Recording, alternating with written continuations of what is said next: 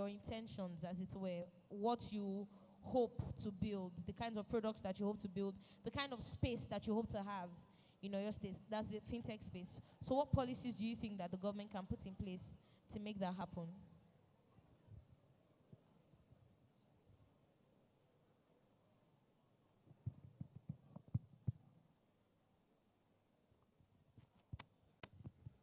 Hello. All right. Thank you very much for that fantastic question. So some of the challenges we face in this space is regulation. Okay, so looking at your question about so what are the things government can do to aid smooth operation of fintech business in Oyo State? So I will recommend investment in infrastructure. All right, yeah, we know that mobile phone penetration is on the higher rate right now. However, there are things government can still do, yeah, to make sure connectivity and accessibility is on the high side. So things like internet infrastructure, yeah, it might not directly come from them, but they can put in policies that can help telcos bring in high-speed internet. Because if internet is not very fast, people will spend more than 2 minutes, more than 5 minutes on our app, the app that we are building, and it might mar their user experience on the app. So other things could be reducing, if there's a way they can lower the bar for entry. I mean, when we have so many players into the market, it can bring about innovation. It can bring about discovery of new technological tools. Then also, it can also improve business as a whole in the state. So this is what I think the government can do. Thank you very much. Does anybody have anything to add to the question? Okay, just Yeah, so I was going to contribute to the question what, that he answered. yeah, what Olumide was saying. So he said a lot, and he spoke with a lot of passion. I think one thing he got right, which off the jump, is the assumption that there is this huge amount of money lying around in fintech, and people do fintech because there's money there. That's false. Like, let me just out it up. That's false. That doesn't work that way. Like any other enterprise, people do it because there's obviously a problem that needs to be solved, and it's an experiment to see if there is a viable market in that problem. So if it's not profitable to anybody, at the end of the day, obviously we won't do it anymore. But then again, there's the other part worth considering, that there's not so much that the average bank can do for you, or the average government can do for you. 9 out of 10 of the problems you would face as a fintech is regulatory. You think of an idea, and the first thing you think about is this even legal? Because because if it's legal, why hasn't someone done it? Why are you the first person to think about it? Why? And so, what Oyo State can do, well, everything he has said, but at the end of the day, if we have like people in like House of Rep, House of Senate, who can influence laws being made, because 9 out of 10 times, I feel we over-regulate some things in this country. I'm a huge fan of regulation. We would have fraud everywhere otherwise. But we want to be able to innovate fast, want to be able to move much faster, so we need to like step down on some regulations and allow people to actually invent. And the last thing I was going to say is that about investment here. Okay, so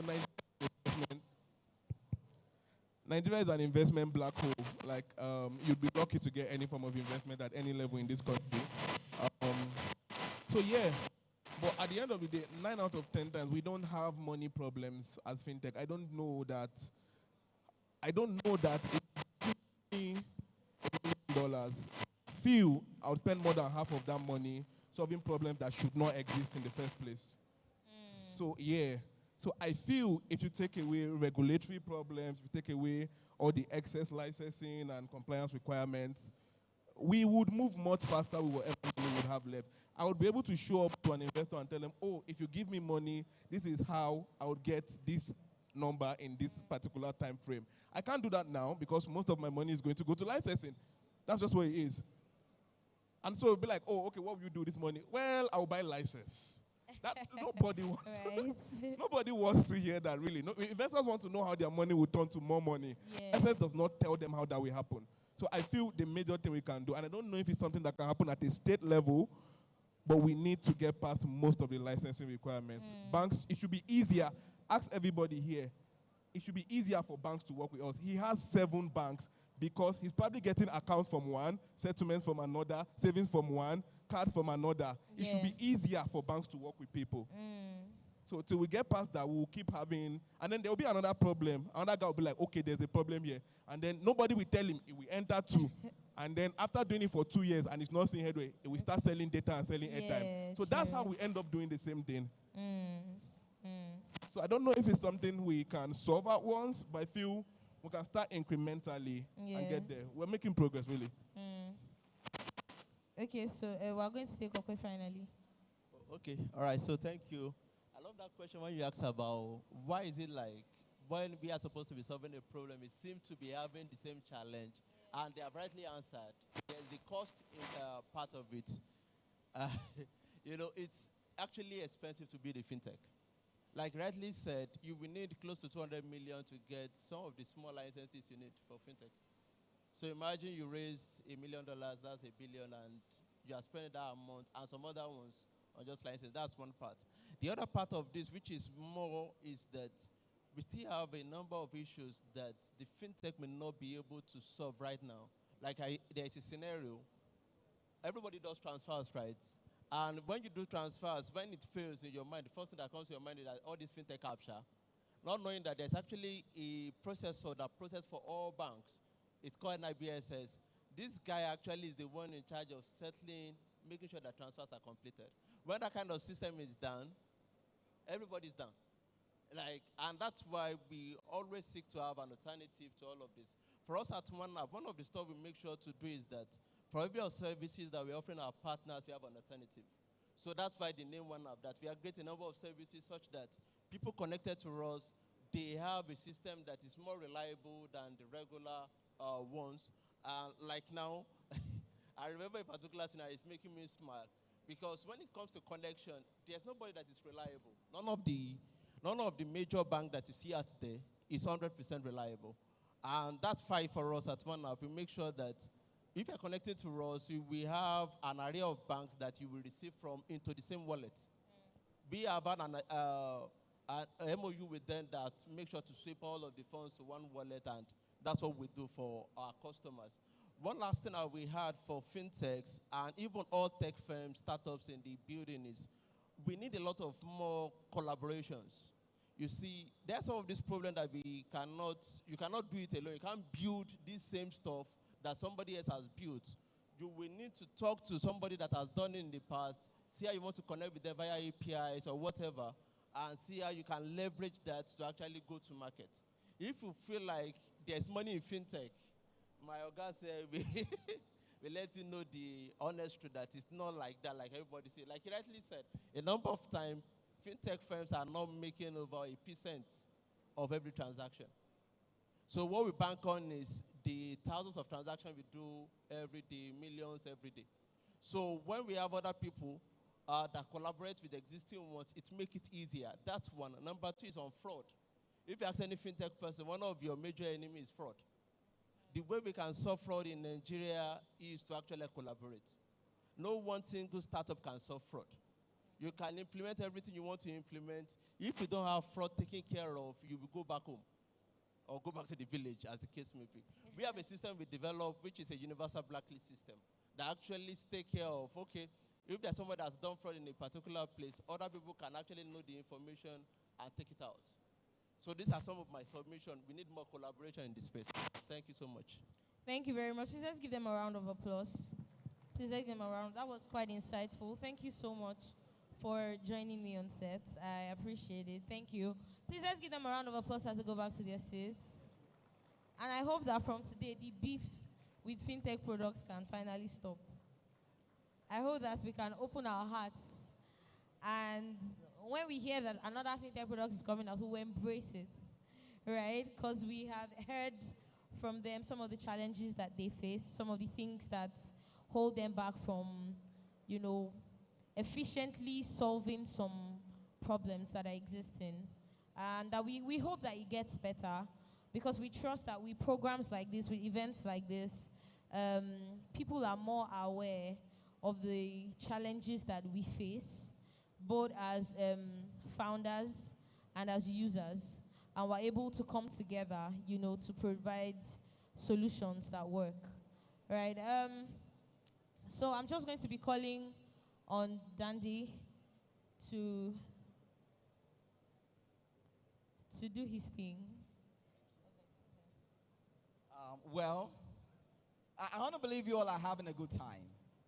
It's a tech show, and like we mentioned, we're having everything tech-centric. It's a tech-inclined show. So, Joy Love, you've got something.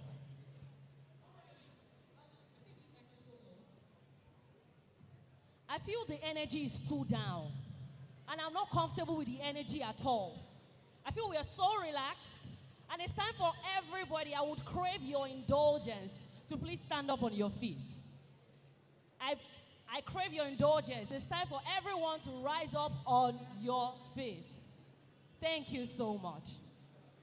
Medicine says that if you are seated on a spot for so long, assimilation process is quite slow. So what we're going to do right now, DJ, are you with me?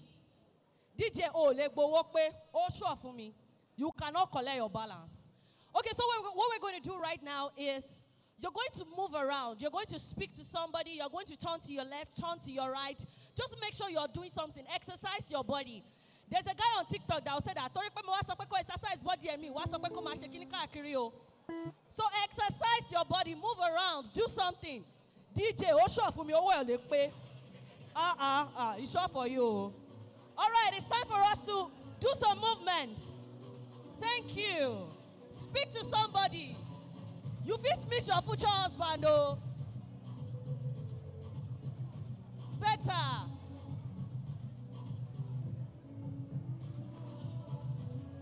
Speak to somebody, have a beautiful conversation. It's time for us to network, do a bit of collaboration. Speak to somebody about your brand, what you're doing, what you're known for. Compliment somebody. You look good, you look stunning, you look absolutely fantastic. Yes, thank you. No go meet Pressy husband, no.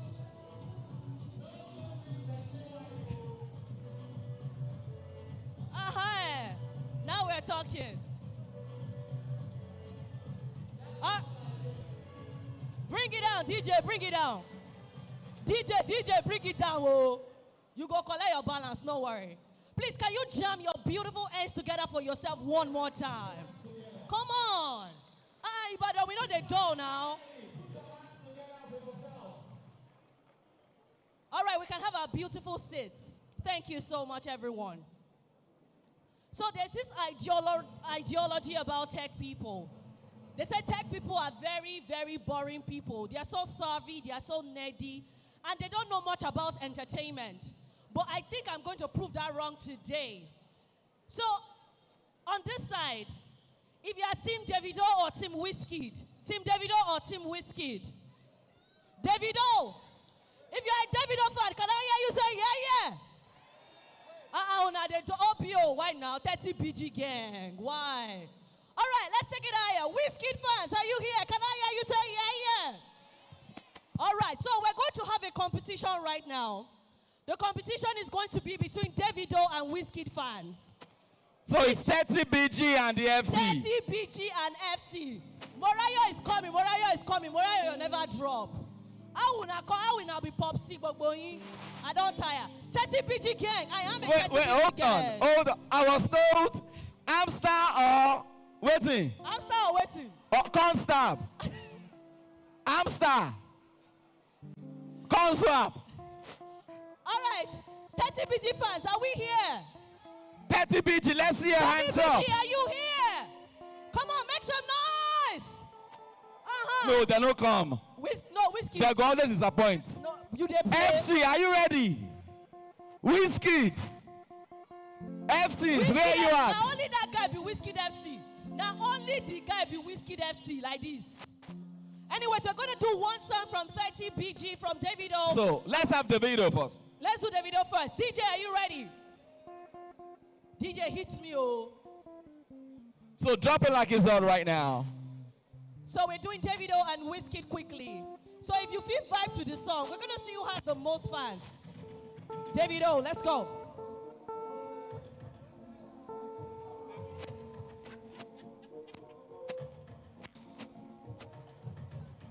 Davido song, go. Oh, DJ. no, DJ, bring it down, bring it down. Bring it down. DJ. Davido. Emma Dami Duro, Emi Baba Lowo. If you know Sabi Davido song. Why Davido. Davido. Is Ojoro Council. So, we'll do 30 BG first. So we're doing 30 BG first, and then we'll do Wizkid. Over to Wizkid.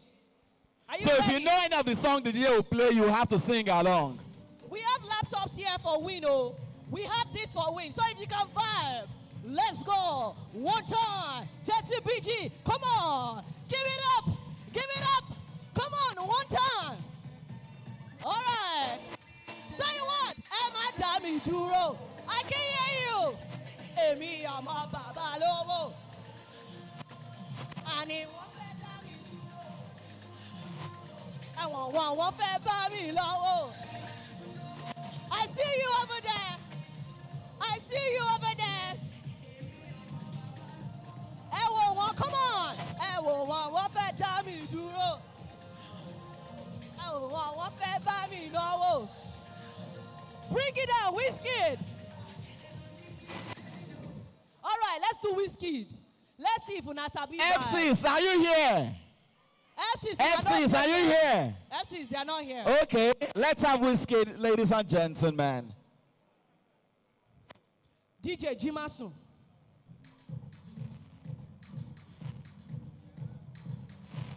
All right, it's Wizkid FC, ladies and gentlemen. Come on, let's go. Turn it up, turn it up, turn it up, turn it up, turn it up. Let's go one time.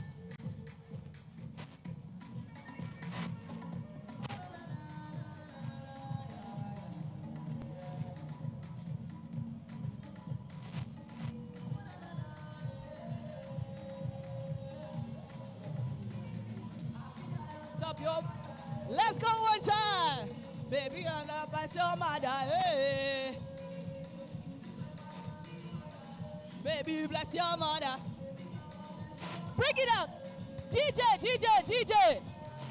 DJ, bring it down, bring it down, bring it down. So, bring it down, bring it down. So, what we're going to do, Auntie over there, I sight you, don't they dance. Come. You don't want we laptop? Come. Are you 130 BG rep. 130 BG rep. Davido or Wizkid? Davido, come up stage. Wizkid FC. I just need to represent. Yeah, from the gallery. Come. No, a lady. A lady, oh. We go to a lady. A lady. Wizkid FC. Lady. You must be able to dance, so don't come and embarrass your generation. Wait, are you coming from the gallery? You're coming from the sky. No. Let's have from the gallery. Wizkid, okay. Wizkid. All right, come, Wizkid. All right, 30 BG, are you ready? All right, so this is going to be a challenge. If you are rooting for Wizkid FC, you have to root for her. Can I hear you say yeah? All right, OBO King, are you ready for this one? This is your representative. If you are rooting for her, can I hear you say yeah? All right, DJ, we're going to have a battle right now. All right, let's go. Move it up. Turn it up. Let's go. One time. We're dancing. Come on. Let's go. No, Davido first.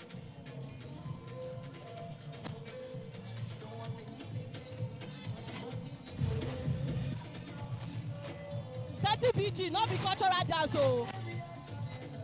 Let's go.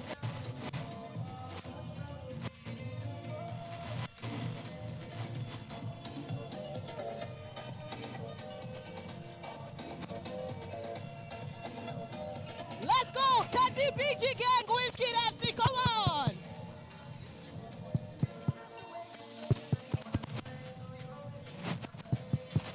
Come on, shake it. Give them, shake it.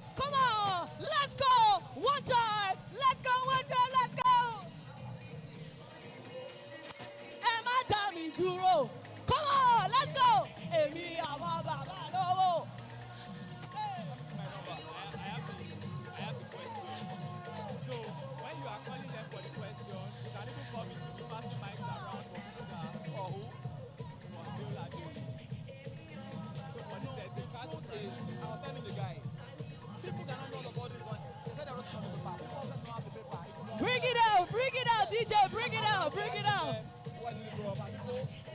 DJ, bring it down. All right, if you want that to waka or stay, you have to tell me. The person that is doing it for you. Come, 30BG.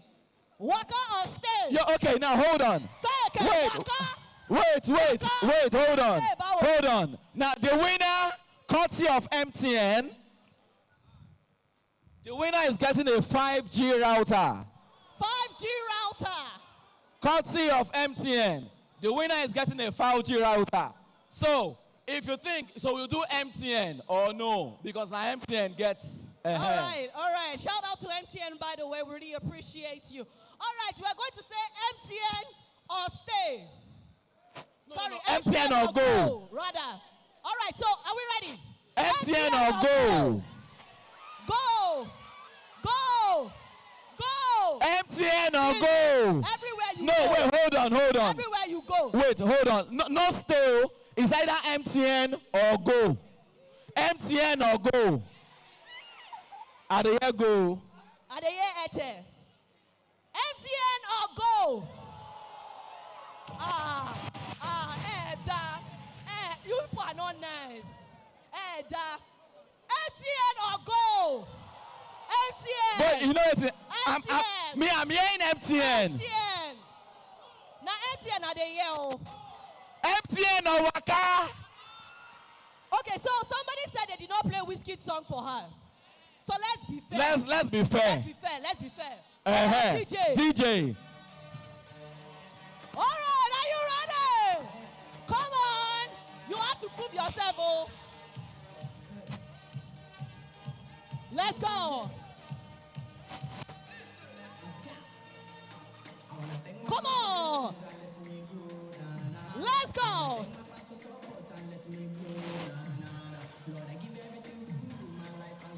No.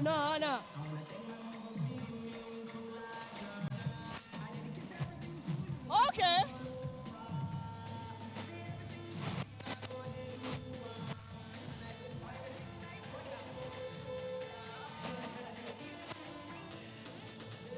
Come on, let's go. Hey, let's go one time. Come on. Shake it. Come on. Let's go. One time. Hey.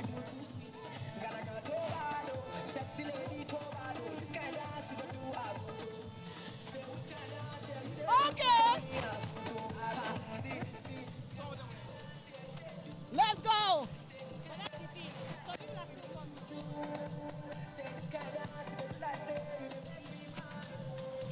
Okay. All right. Now, Okay. One more song. Let's go. Come on. Win it, baby. Shake it. Hey. DJ. He's okay. Break it down. Hey. He's okay. Hello. He's okay. All right. Okay. So I'm going to be starting with her this time around. So you can whine like this. All right, MTN or go. You people will pick one struggle. MTN or go. I'm coming back for you. Ladies and gentlemen, Ibadan Tech Expo 2024. MTN or go. You people like bad things. Have gone. Okay. Now wow. I think I'm going to be fair. Una tudo. All right, one more time. MTN or go. Ladies and gentlemen, give it up for your Wait. I know what you guys are saying. It is beyond, It is beyond ordinary eyes. Some things I'm saying is more technical. I think she is the winner, Abby. She is not the winner. Do you think she is the winner? If you think so, scream MTN. Dandy. Dandy, she was strategic with the dancing. She used all the tools she had at her disposal to harness the, competition in order to come out victorious. So make some noise for her one more time. All right, thank you very much. Thank you very much. Party of MTN. Nancy will do the honors. Present the 5-year altar. All right, once again, congratulations to you. Well done, 30 BG Gien. We're always not playing. Thank you. Okay, hold on. We are giving out a laptop right now, HP. If you think you need a laptop, real bad. Okay, so this is it. Hold on. Courtesy of Beula. Who knows Beula very well? If you think you know him so well, we would ask some deep questions. Who knows him so well? Amofi Beula Dioye. Who knows him so well? If you know Amofi Beula Dioye, can I see your hands up? Are you sure you know him? Okay, so what we're going to do right now is that I would call on 5 representatives. I have 1, 2, 3, 4, 5 chairs. So I need somebody from the gallery. DJ, bring it down. Run downstairs now. One person from the gallery. Okay. Run downstairs now, so this is what we'll I do. need somebody from this side. Come Now, over. if you know Beula very well, hold on. One from here, one from here. One from Okay, you come. We've gotten one over there coming. That Yes. lady, come over here. Who is coming from here? That is from here. Who's coming from No, here? that lady, she. We didn't call you. We didn't call you. Okay, we need, how many? This is have? one. How many people Now, are seated? we have 2 ladies, 1 guy. 2 guys from the gallery. That guy in cap. You, they come. Yes. We are good with You this. in cap as well. They We are come. good with this. Please come over here. Be here real fast. You guys should sit down. Have your seats. To win laptop, no be beans. Before call. HP brand new laptop. Beula panelists. Don't worry. Don't panic. You'll be fine. Hold up. You guys bring the material. Thank you. Okay, Bring we'll it here. disqualify you. You know him too well. You know too much. No, not you. You know Not him too well. We pick people from Some people the don't come In to fact, Expo. anybody wearing cap, you those are from the gallery. We disqualified. picked them already. If you are wearing a native cap, you are No, disqualified. we picked at the gallery already. Come It with that means cap you we learn identify too you well. with. They are coming. We picked 2 guys at the gallery. I'll count 10. If you are not here, we'll replace you. We'll count down on 10. Are we still waiting 10, for 8, 9, 8, 7, 7, 6, 6, 5, 5. 4, 3. No, wait. They are here. The guy from the gallery, they are here. Where are Hey, they? they come now. You open cap. No, Oh, yeah, that's the not guy, you. That guy, come. That guy There's someone and the here. other guy, yes. Both of you. That's you. That's you. No. Yeah, that's the other guy. Thank you. So, the rest, please go sit down. This is a tech show. Tech guys are composed and intelligent guys. Okay. All right. I saw that because you already spoke about the questions, you guys started jacking this material. If you can jack your Now they read the material I say in our they project. don't bring up. Kilo day. If you they jack up like this, you go graduate to first class. But anyways, we're going to change the scope of the game. Uncle that is maintaining steeze and composure. Are you sure you're ready for this game? This one get You money. get money. What do you need laptop for? Anyways, Okay. let's start. So this is a scavenger's game. And I will tell you some items that you have to go into the crowd to get. All right? The first person who gets it and bring it here is the winner. It's not Now, the yeah, so okay. we keep removing and removing till we have 2 finalists, all right? But you have to be fast. If you're not fast, you're out of the game. If somebody gets here before you, the person wins. I'll have a seat before you do. Do you understand? All right. So you have to drop your phones. Drop it here. Stand Drop up. your phones on the Drop your chairs. phone.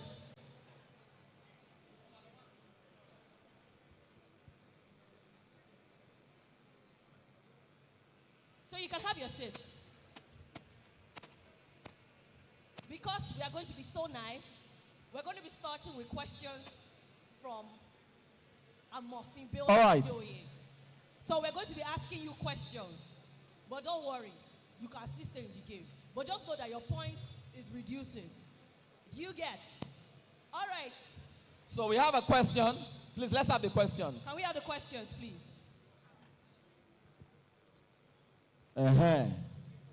Una think say una jack material, abi? You have fun.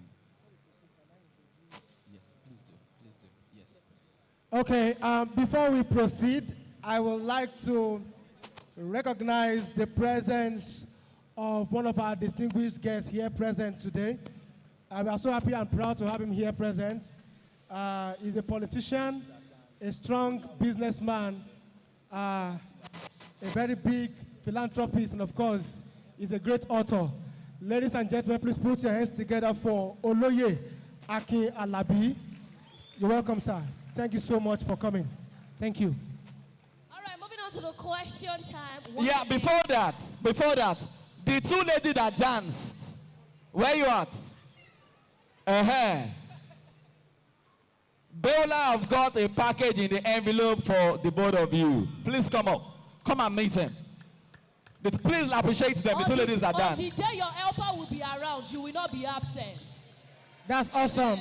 I'm going to add to the gift. What are you adding to it? I'm going to add to the gift. You know, for the past 5 months, I've been mining. I've been mining on hamster combat. So I have 3 million profit per hour. I'll give you 1 million. See me after the event. Profit per hour. That's 2 naira 15 kobo. All right, so this is proudly sponsored by Amofi Beulah Adeoye. And I believe that after the picture time, you guys are going to say words of appreciation to him. Please take your pictures. And Winner, runner up. sisterly love. Thank you. Thank you. All right, before you go, come back. You have to say thank you to MTN and Beulah Foundation.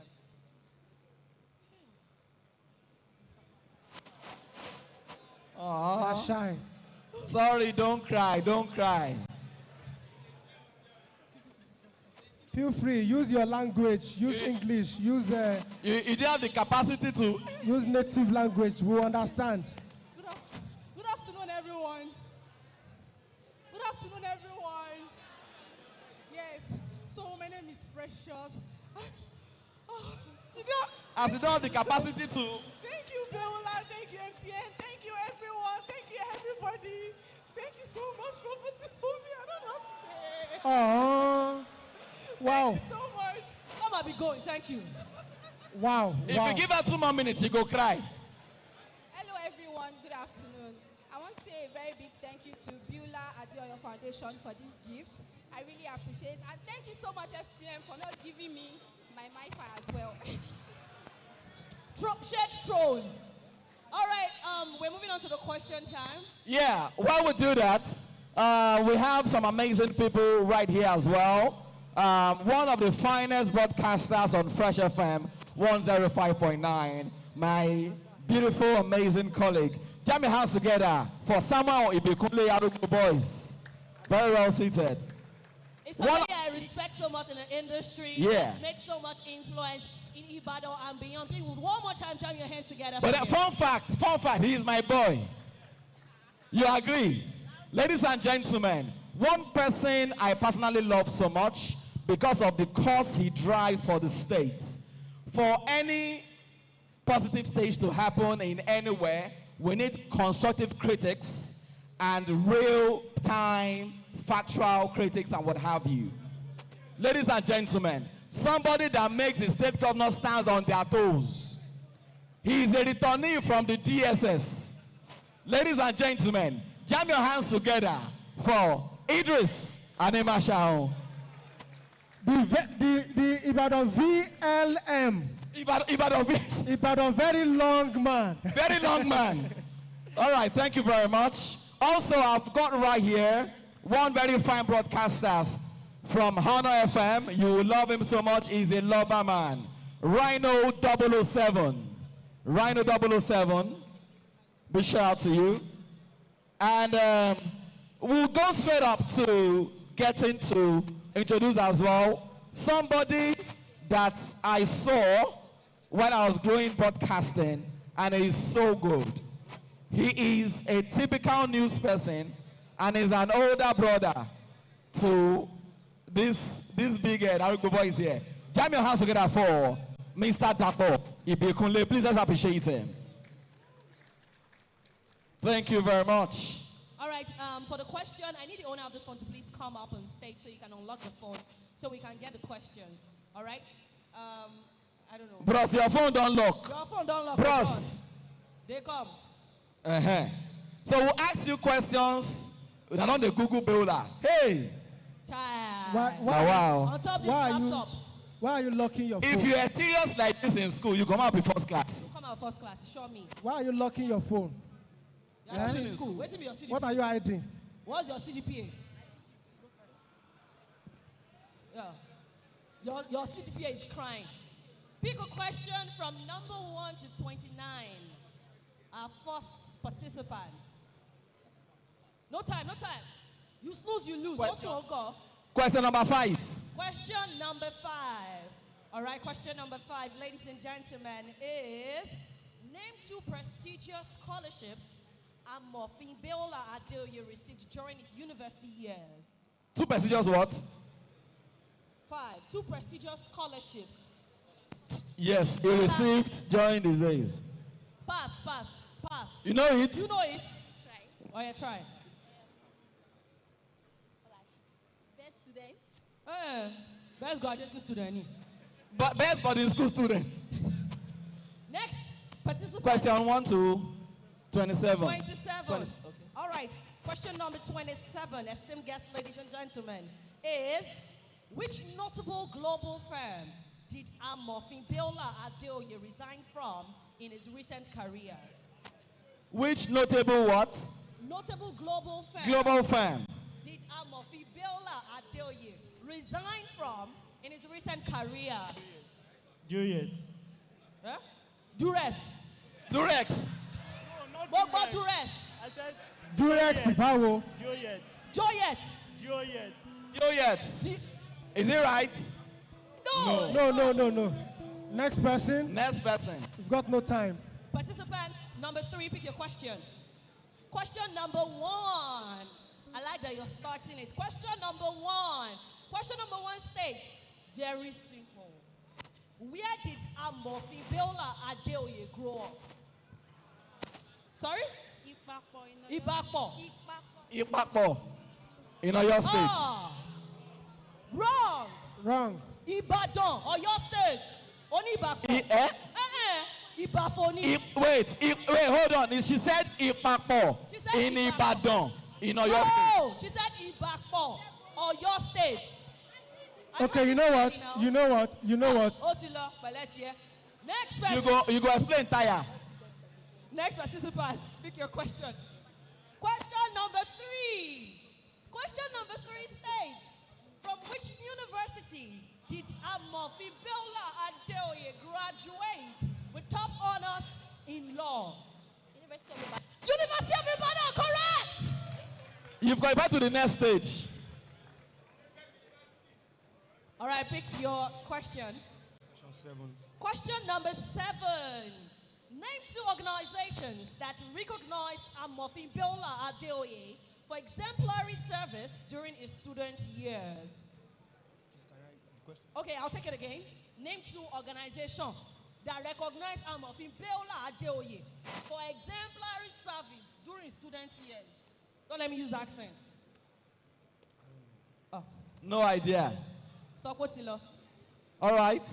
Next participant, your question number, please. Question number 9. Question number 9.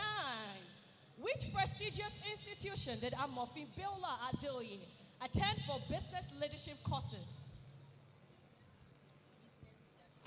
Business leadership courses. Okay. Good afternoon, Amofin. Oti bribe wa. Blackmail wa.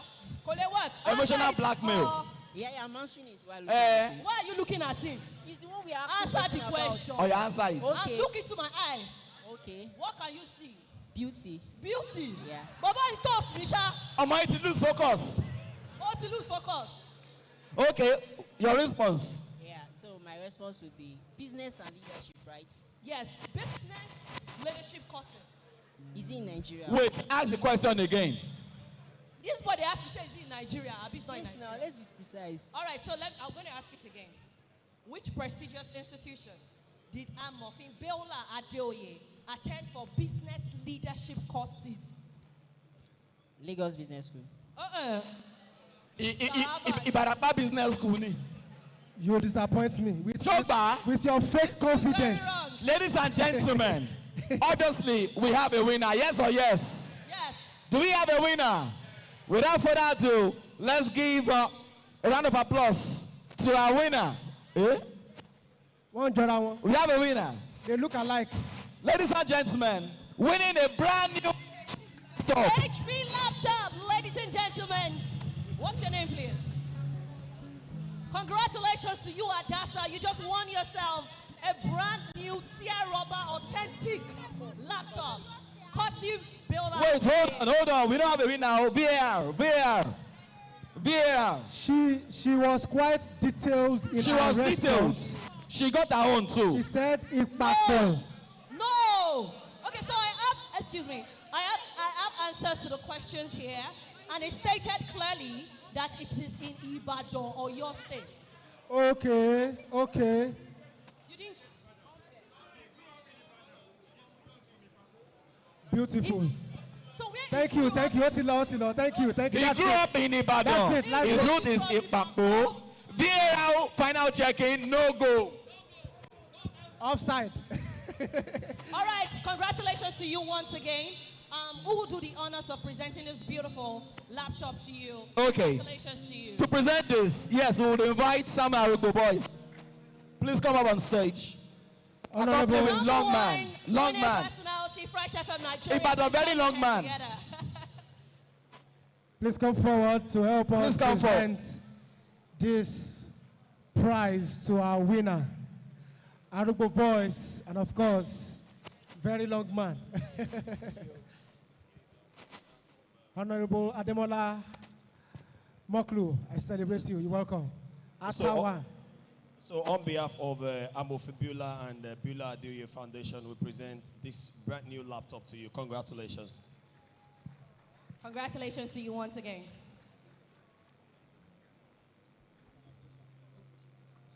Thank you. All right. So we're going to move on to the next because Yes, we're because so of our nice, time. Because of our time, we just move on to the next game real quick, so that you guys don't just go like that. We have just a router to be won, a 5G router to be won. So it is your chance. To So win. thank you for participating in the Baylor competition. Thank you. We still get plenty. Don't worry. Thank you. God bless you. Thank you. You can go back to your seats. Are you ready for Are you ready for the game? All right. So it is Now. Now, so we'll give them another chance for them to win a 5G router. MTN 5G router. So they are doing a scavenging game. All right. We're going to have the scavengers game. So you're going to go into the crowd. I will tell you any item that you should bring. No go bring person wife. Oh. If you like, go collect Amofibola wristwatch. Now you can sabi. So what you're going to do is go into the crowd and get any item I mentioned. You have to be very fast. Come up on stage with the item. Are you ready? So you're going into the crowd and you are getting an original Apple wristwatch. Original Apple wristwatch. Tobago fake wa. Original Apple wristwatch. No be itel, oh. No be itel. Come on. Hey. Hey. He's gone, oh. He's going. Two. Sit down. Have your seat. Sit. Wait. Okay. Ó dà pé orí jíjẹ ṣẹ̀ṣẹ̀ ṣáná látàárọ̀. Bros, don't worry. Just dey go. Wait. Where's your phone? This. Thank you. Just a go. They go like that. DJ, you go collect your balance, don't worry. I like as they hit me like that. Do you know why I like this guy? He's been sincere. He don't even give us his own. You know, His own na I tell. I'll be Oraimo. Anyways, I'm going to check if this Apple wristwatches are original. This one will be like pineapple. Wait, I'm saying something. You sure said that Apple Wait, Pro? is Apple producing a leather? They are. Bear check. Yes. Hold this one. The next one, hold on. Leave them. So let's assume both of you pass this stage. Let's see. Hold on. Let's get the next one. Hold. This is original. Yes. Let's agree to disagree. They are all original. Though we see Oraimo, but they are original. Let's just take Go to this. Go back there. Go back and get return the a wristwatch. Benz car key. Benz car key. Benz car key. You go find Benz tire today. Benz. Shut Hey! up. Come on. Benz. They play. Come on. Emma. The rest. Bring it down, DJ. Break it down, DJ. Bring it down. The rest, don't bother coming up, eh? Just they go. They find out they go. Uncle, to prove yourself, you will go into the crowd. You remove any wig that you see. Any available wig. Pull it up. Oh yeah. Look at Go there. Go on front and you don't come outside. Go into the crowd. Go into the crowd. Wig.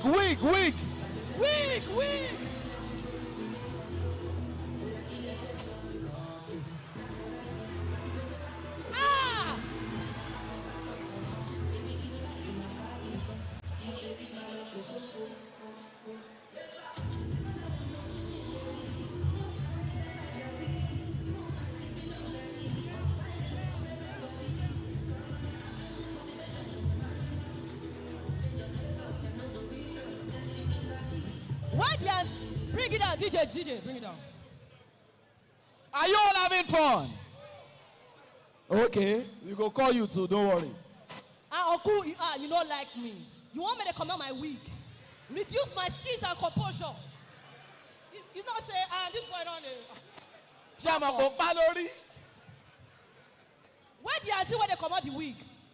All right, so this is it. Courtesy of MTN, we present to you a 5G router. Please give him a deserving round of applause. Where to be know? Go return.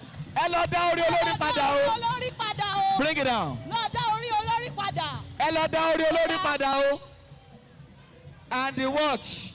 For the remaining people that we called before, please come up stage. They will have a cash prize for you.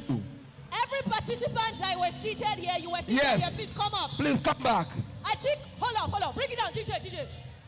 I'm a Fibella. I need to have a one-on-one conversation with you, sir. Because I have noticed where all these giveaways will be flying at the back to the side, but they did not cost us to that we should not collect giveaway. But anyways, I will keep it at that and leave it at that. I will not say any other thing. So congratulations to you once again. The rest no need the money, Abby. They don't need them. Rich kids. They don't complete. Okay.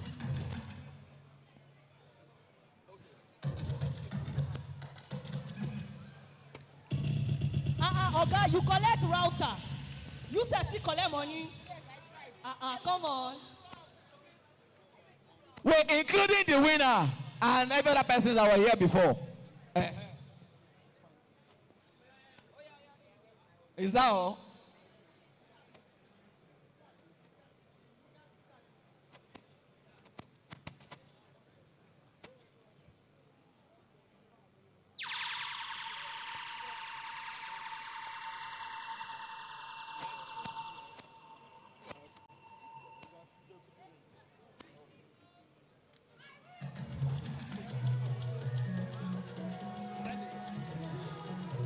All right, ladies and gentlemen, come on, if you're having fun, can I hear you say yeah, yeah? Amazing, amazing, amazing. Bring it down, DJ. Thank you so much. It's been so much fun, so much energy in the room. I'm so excited about it. It's still the Ibadan Tech Expo 2024. And of course, it's a groundbreaking event where technology and innovation converge today. We're going to be taking it a notch higher, ladies and gentlemen. And we're going to have this amazing talent come serenade us. She calls herself Serentana. So I saw that word and I saw how creative the words are. Temitope Serentana, are you ready for us? All right, she's going to be changing the atmosphere. She's going to be serenading us with a very beautiful, amazing jam. And all I need you to do is jam those beautiful hands together as I make welcome Temitope Serentana. Jam those beautiful hands together, please. Thank you. She looks amazing, by the way. For this outfit, this and composure, come on, jam your hands together now. Thank you.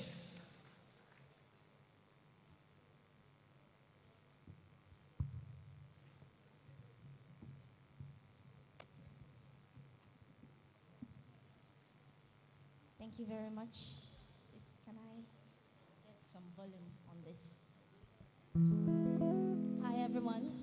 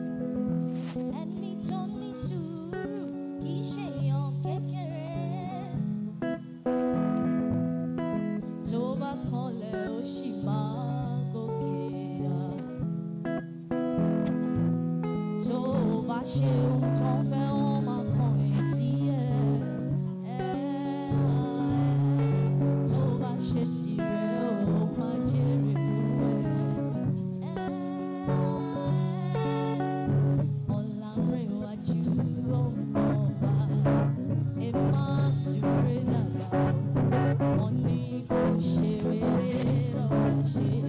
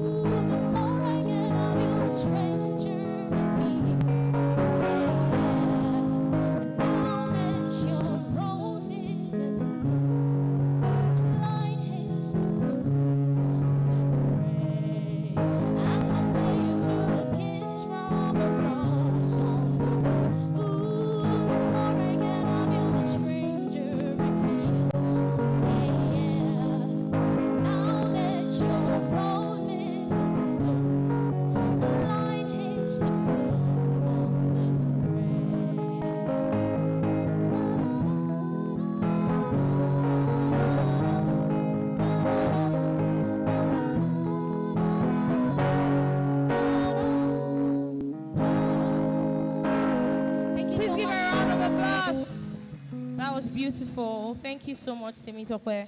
That was wonderful. Okay, so we've all been hearing Beulah, Beulah, Beulah. Everybody has been shouting Beulah, Beulah, Beulah. So it's time to actually meet that person, that man that has been doing giveaway, that's just been flying over our own heads, but it is well. Because somebody that gave birth to me too.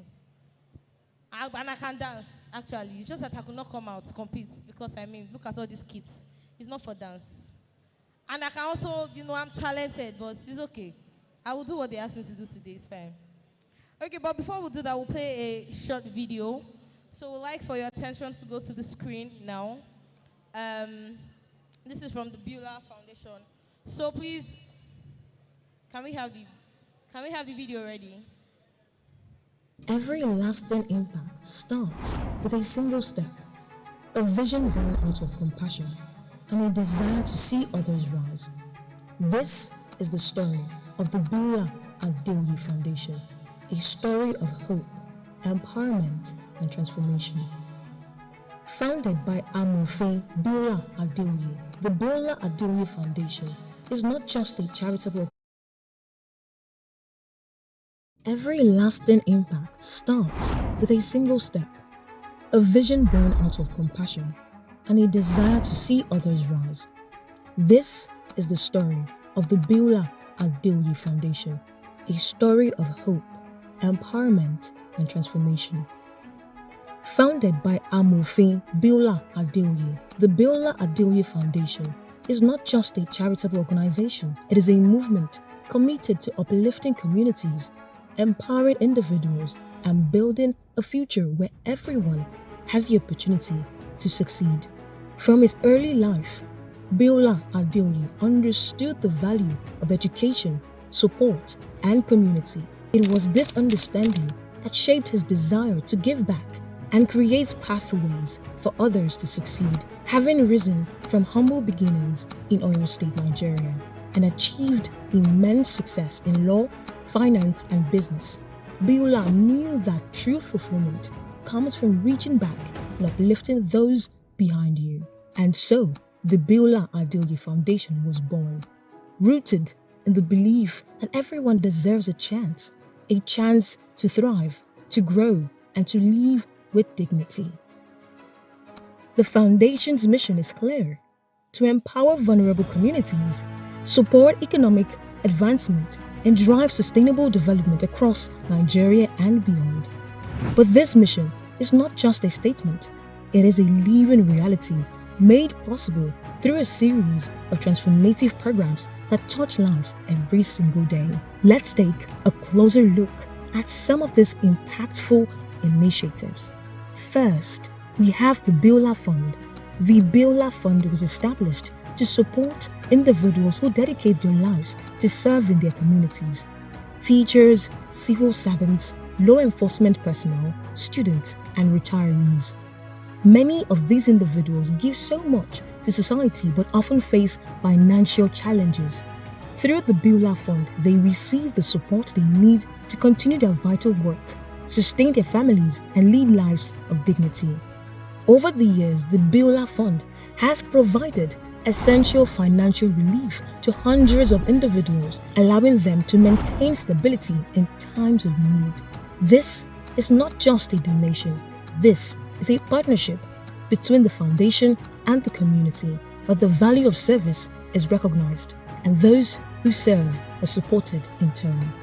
Next, let's talk about the Food Initiative Project. At the height of the COVID-19 pandemic, many vulnerable groups, particularly women, struggled to make ends meet. Jobs were lost, businesses closed, and the means to provide for families disappeared almost overnight. In response, the Beulah Adeoye Foundation launched the Food Initiative Project, providing essential relief packages to the most affected. But these initiatives didn't stop with the pandemic. Recognizing the ongoing need, the foundation established permanent food banks in Oyo State, ensuring that students, market traders, and the less privileged always have access to basic necessities. In times of crisis, we often look to leaders who step forward. Through the Food Initiative Project, Beulah Adeoye stepped forward, ensuring that no one was left behind in their time of need. And then there is PACE, the Progressive Advancement Center for Entrepreneurship. If there is one thing that defines the Beulah Adeoye Foundation, it is empowerment. PACE is a groundbreaking initiative that focuses on economic empowerment, particularly for women. In Nigeria, and indeed, this is what empowerment looks like. When one woman succeeds, she lifts others with her. And through PACE, entire communities are being lifted. But the impact of the Beulah Adeoye Foundation doesn't stop there. Beyond financial support, relief efforts, and entrepreneurship, the foundation is deeply committed to education and mentorship. Amofin Beulah Adeoye believes that the key to long-term transformation lies in education. That is why the foundation supports numerous educational initiatives, from scholarships for deserving students to mentorship programs that guide the next generation of leaders. In every initiative, the foundation's goal remains the same: to provide opportunities where they're needed most and to empower individuals to create their own path to success. Behind every number, every project, every initiative, there is a story. A story of a life changed, a burden lifted, a future reclaimed. These are the stories of the Beulah Adeoye Foundation, and these stories are not only a reflection of the foundation's work, but also of the values and vision of its founder, Amofin Beulah Adeoye. His commitment to service, his passion for uplifting others, and his unwavering dedication to making a difference are at the heart of everything the foundation does. As we look to the future, the Beulah Adeoye Foundation continues to grow, expanding its reach and deepening its impact. From empowering women to providing relief during crisis, from supporting education to uplifting those who serve, the foundation remains a beacon of hope for countless individuals. This is more than philanthropy. It is about creating lasting change, building stronger communities, and ensuring that every person has the opportunity to live with dignity, purpose, and hope. Together, we are not just changing lives, we are building a better future. This is the Beulah Adeoye Foundation. Top honors in law from the University of Ibadan, earning a first-class degree and receiving prestigious awards such as Chevron Texaco Scholar and Oyo State Government Scholar. If your hands are not too busy, please make welcome Beulah Adeoye, Amofin Beulah Adeoye. Please keep clapping until he comes up. Thank you. Please put your hands together for Amofin Beulah Adeoye.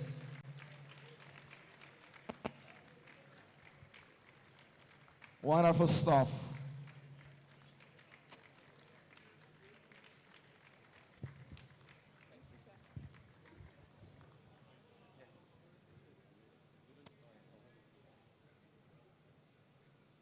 Good morning, everyone. His Excellency, the Executive Governor of Oyo State, Engineer Seyi Makinde, the Honorable Member representing Egbeda Onara, local, in the Federal House of Representatives, Oloye Akinlabi, members of the Oyo State Cabinet here present, particularly Honorable Fakorede, the Executive Assistant to the Governor, the distinguished speakers we have here today present, members of the press, distinguished ladies and gentlemen, thank you for the opportunity you've given me to be here this morning. I also would like to thank the organizers of this excellent event. Please can we put a round of applause for them, particularly Honorable Danjo. Where are you? Right. So it was a pleasure for me to be here when I was invited to come here to give a keynote address, although it was a little uncomfortable because I had other travel plans. But seeing the people that are here, you eminent citizens of Oyo State of Nigeria, I feel fulfilled having come here. I'd like us to give ourselves a round of applause. That's rather dry. Can we only these people are clapping? I said you should clap for yourselves. All right, thank you very much.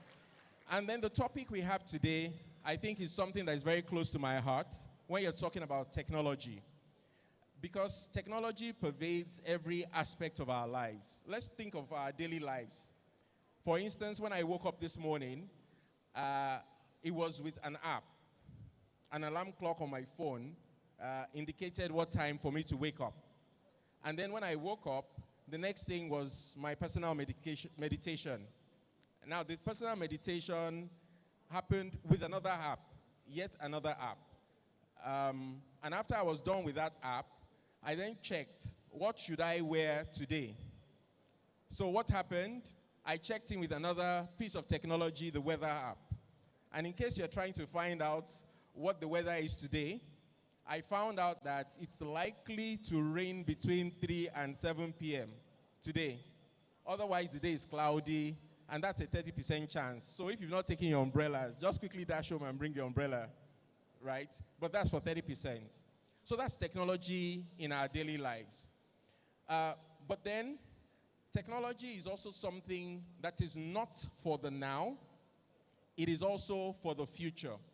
I remember studying in the hallowed halls of the University of Ibadan, just here, where I studied law. I studied law in UI. And yes, any UIs in the house?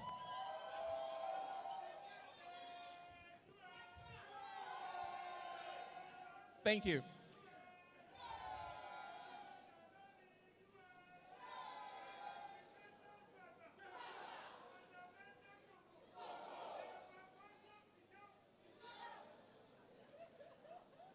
Thank you, UIs. Right. So, as far back, and this was about a decade and a half ago when I graduated from UI, I remember my project title was Conflict of Laws Issues in Information Technology, a case study of transborder financial transactions. Very long. You know, then my glasses were bigger than this. And being an EFICO, right? Conflict of laws in information technology. Now technology pervades our lives. And on the slides, when it comes up, you see we have a little survey for you with a gift. But if it doesn't come up, I'll go on. The idea is that every day we check in with technology. So what technology would I use? For instance, my banking app. If you wanted to move money from someone to the other person, then you would use an application or use a piece of technology. But then I guess ahead of myself. Let me talk about my career, okay? So I schooled in the University of Ibadan, and then I started working in professional services. I worked at the nexus between law and finance and accounting, which was KPMG initially, financial advisory. Then I moved to EY, financial advisory, and then I moved to Deloitte Financial Advisory. But each time I was specializing in forensic. Now, forensic is a very high-sounding word, but ultimately what is forensic? The simple definition of forensic is when people and facts disagree. What is that thing that helps you do the reconciliation? When people and facts disagree, what helps you do the reconciliation? Technology. And that is forensic. So for instance, if you created something and you're uncomfortable with it, what would you do? You delete it. And then you say, Oti law, abi? Oti law ben? As it law ben? Yes or no? Okay. So the question is, when you delete something on a technology app, has it gone? So technology can help you create, it can help you review, but it can also help you retrieve. I'll give an example. Let's say you deleted something, and then you called me as a forensic professional to help you retrieve it with technology. So there are tools we have. The tools include, let's say, Encase, NUIX, you know, relativity, quite a number of tools that you can use for retrieval. It is, for example, somebody is living in a place in Ibadan. I don't know what example I should use. Maybe I should use Agowo, or I should use Foko, or Molete, or because our honorable member is here, somewhere in Egbeda Onara, for instance. If you are an indigene of that place, and you know that place, you might be able to tell that if you leave your house, and you're going to the corner shop, and you're going to the street, You know all the houses and churches and mosques and stores and everything at that location.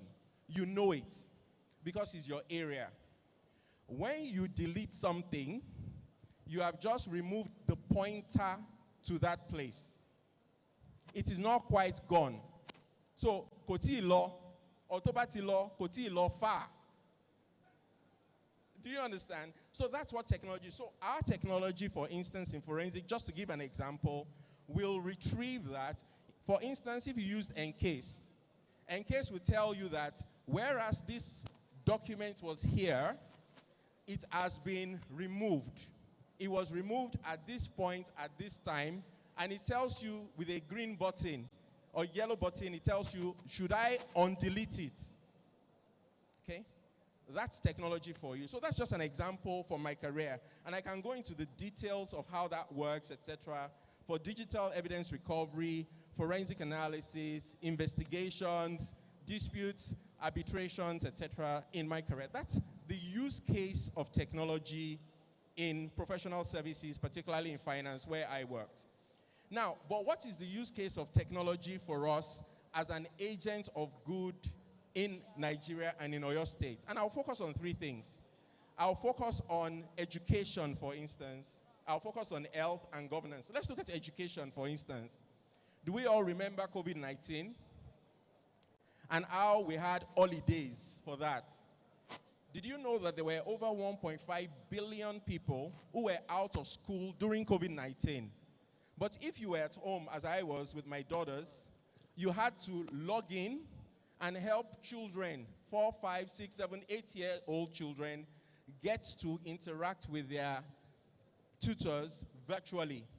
Use case of technology. They say that University of Ibadan students or universities in Nigeria have increased fees, Abi. What percentage is it? Well, who's looking at the data? Okay? But then let's also talk about governance.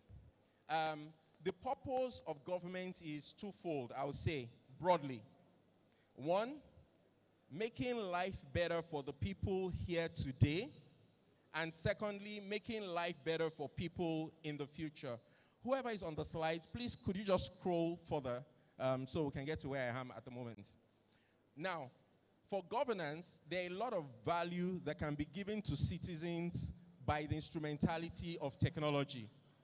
So take, for instance, you have registration that lets you know that as a citizen of Oyo State, this is your name, this is your place of birth, this is your gender, this is your age, this is etc. And because of that, you have certain benefit. That helps governance. On the other hand, it also helps governance when you can see what you've done. In my previous life, I had worked with Oyo State government to help them do a survey of all the projects they have, which is currently being updated. I have some of my colleagues here who are still on those projects.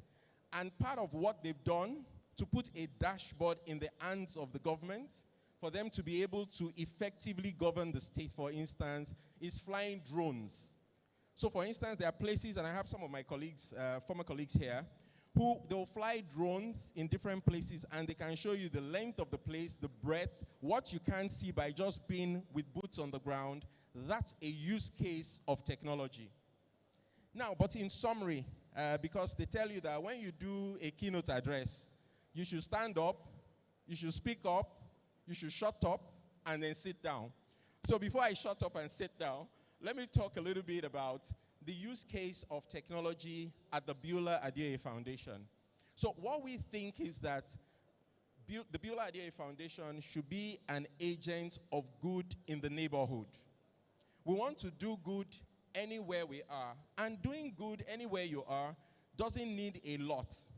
It's just you putting a helping hand for the people that are around you. Now, doing good in the neighborhood also means that you could use technology for that purpose. I'll give an example. At the Beulah Adeoye Foundation, and if you've been a beneficiary or you've come to our offices, you'll find that you will not see one piece of paper. We're entirely cloud-based, okay? From your registration to your enrollment to the benefits you have. And for the benefits we have, there are over 17 funds that we manage. So trying to replicate as much as possible where there's a deficit in governance, we can then put our own helping hand to work with the government. In every part of the world, the government cannot do everything. There are public-spirited, good-spirited people that then join hands with government to then do the most they can to help people. And that's what we're doing. So for instance, when you think about the Women Fund, where we help market women, give them funding, zero collateral, zero interest, graduated to help their businesses with training and empowerment, that is one. We have the Student Fund. I've seen pictures of the Food Bank. We have the Retirees Fund. We have the Security Fund. We have the Palace Fund. We have quite a few funds that we manage to help people live better lives. Because as a matter of course, like I said, technology must be for a good cause in society. So in conclusion, last of all, I'd like to thank the organizers of this event. Please, can we put a hand together for them?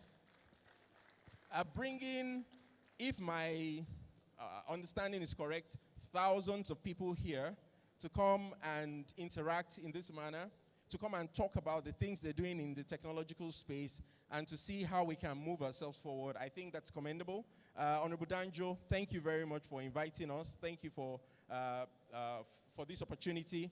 And to all of you here, I'll say congratulations. What I think we should do as individual citizens, as well as the government of today is, in Oyo State, is a government that I respect, a government that has done very well. I think that we should, in our own little corner, while we are creating technology, we have all it takes to solve human problems. In solving human problems, you must be able to, first of all, identify the problem. Like people say, what kind of animal are we dealing with? Okay? When you've identified the problem with technology, then you want to see what are the possible solutions for that problem. How do you measure it? What is the value created? What is the impact of that technology? Otherwise, it's technology for technology's sake. When you wake up today, and let me give an example in closing. I was coming here today and I thought, how can I look like a techpreneur? So I got my clothing together and I got some of my assistants to look at me. I thought my clothing was giving, but my team had some misgivings about my clothing. So they quickly sent some pictures around and they said, Oga, no. Okay? So I changed the first time and they looked at me and they said, Oga, again, no. Okay? In spite of their giving and misgiving, and I forgive them for that, they've kept me waiting to change to look like this. Technology could do that. It's about 2 or 3 cities that made the decision relating to being here dressed like this today, using technology within seconds, problem solving as simple as dressing. So if the technology we're creating, speaking here, doesn't address a problem that creates value, then it will not attract value to other people, and that's probably why some upstarts will struggle. Because if you're not addressing human problems to make things better, then it's technology for technology's sake. So our advice and our counsel as we're here and bringing our ideas and sharing, let us see that particular problem that we can solve, which technology will help to amplify, simplify, remove complexity, and put value in the hands of people. And when you put value out, value comes back to you. And that's why you also have some of the wealthiest people in the technology space. You're creating value, and at the end of the day, value is coming back to you. Thank you all for coming. You're welcome. Thanks for the opportunity. Please give him a deserving round of applause. This is awesome. Wonderful stuff. Okay. We have a good news. Ibadan Tech Expo is trending on X at the moment. We're number 5 before, we're number 4 before, number 8, but number 9 now. Let's go back to number 1. To ginger that, tweet, go on IG, comment, take pictures, use the hashtag at Ibadan Tech Expo 2024. Now, we have people here that we have chosen randomly that have, that we're winning these laptops like right here, right now, based on their engagement on the social media. We'll pick 3 on Twitter, then 1 on Instagram. On Twitter, at Shegun Hunter, are you here? At Shegun Hunter. We'll count down to 10. If you're not here, we'll move to the next. At Shegun Hunter, you're winning a laptop, straight up. HP Brownie laptop. 10, 9, 8, 7, 6, 5, 4, 3, 2, 1. I'm sorry about that. That's gone. Still on X, at Samuel Olaniyo 8 on X, Twitter. Are you there? What's your name? Come on, please appreciate him. This is the latest owner of a brand new HP laptop right now. Let's confirm. What's your handle?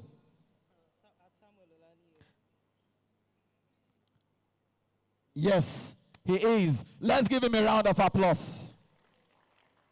Please come up on stage. We'll pick 1 on Instagram. Empire Africa into movie on IG. Okay, Explore Africa on IG. Explore Africa. Explore Africa on Instagram. Explore Africa, are you here? Are you here? Okay.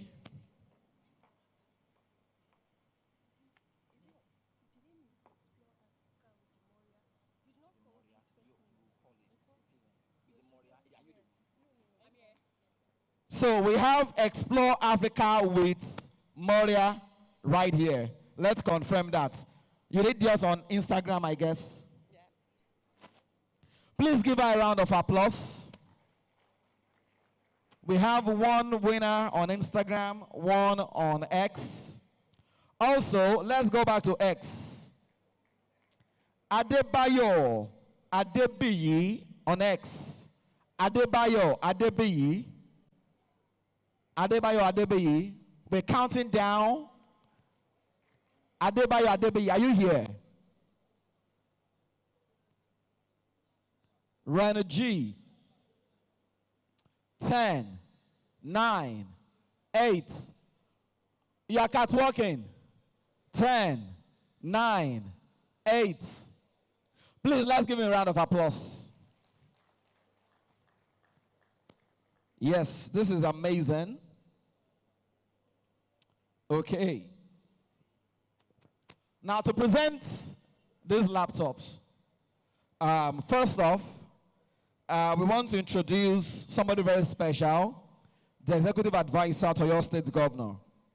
We have here my brother, Sheon Fakorede. Let's give him a deserving round of applause. I will have you do us the honors of presenting these laptops. Please, let's give him a round of applause. To our winners. We have more. Man, there's a package of 300,000 Nigerian naira by one of our sponsors right here at this event. We'll tell you what to engage yourself with again, but one of the key things is keep the engagement going on X and on Instagram.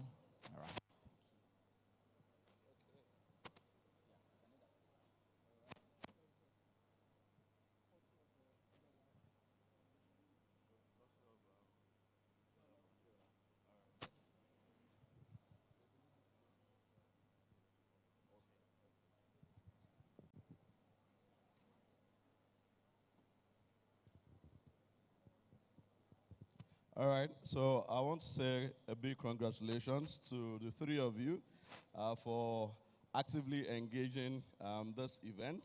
And I'm sure that, that's the reason why you've been able to win yourself a brand new HP laptop, courtesy of the Beulah Foundation. Congratulations.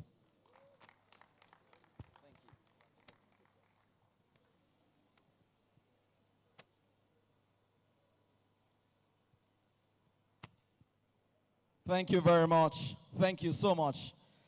Yeah, you can leave. Pass here. Okay, now, people that guessed this. If you guessed very dark man, you are wrong.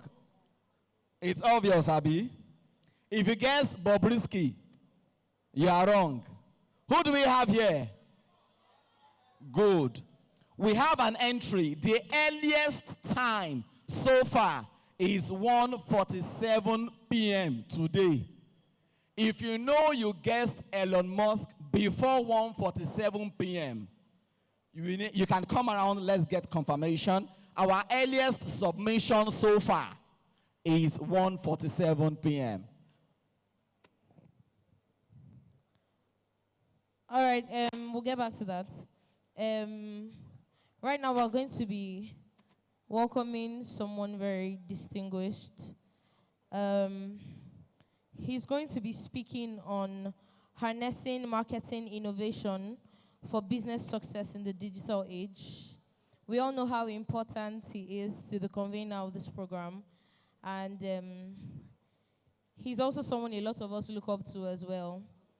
So I'll just invite Glory to recite his citation while we invite him up here. All right, so good afternoon, everyone. I'd like to crave the indulgence of Honorable Akin Alabi to please rise as I read his citation. Thank you. Oloye Akin Alabi is a politician, entrepreneur, and author. He holds a master's degree in marketing from the University of Liverpool and has founded several companies, including Work Soccer News, a weekly sports newspaper, and NairaBet, Nigeria's first ever betting platform. As an author, his books on business, entrepreneurship, and personal development have sold over 1 million copies, and his seminars and business development events continue to gather crowds in the thousands. He is a passionate tech lover, having supported the Ibadan Tech Expo in the 2 years that it has been running. His foundation, the Akin Alabi Foundation, has also empowered several Nigerians in various fairs. In addition to this other achievement, Honorable Akin Alabi is also a member of the Nigerian House of Representatives, currently serving his second term as a representative of the people of Egbeda Onoara Federal Constituency. If your hands are not too busy, please, let's make welcome Honorable Akin Alabi. Thank you.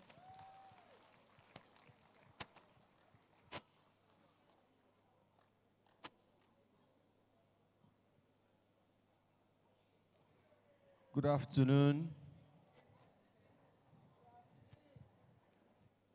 I can't hear you. Can you hear me? Good afternoon.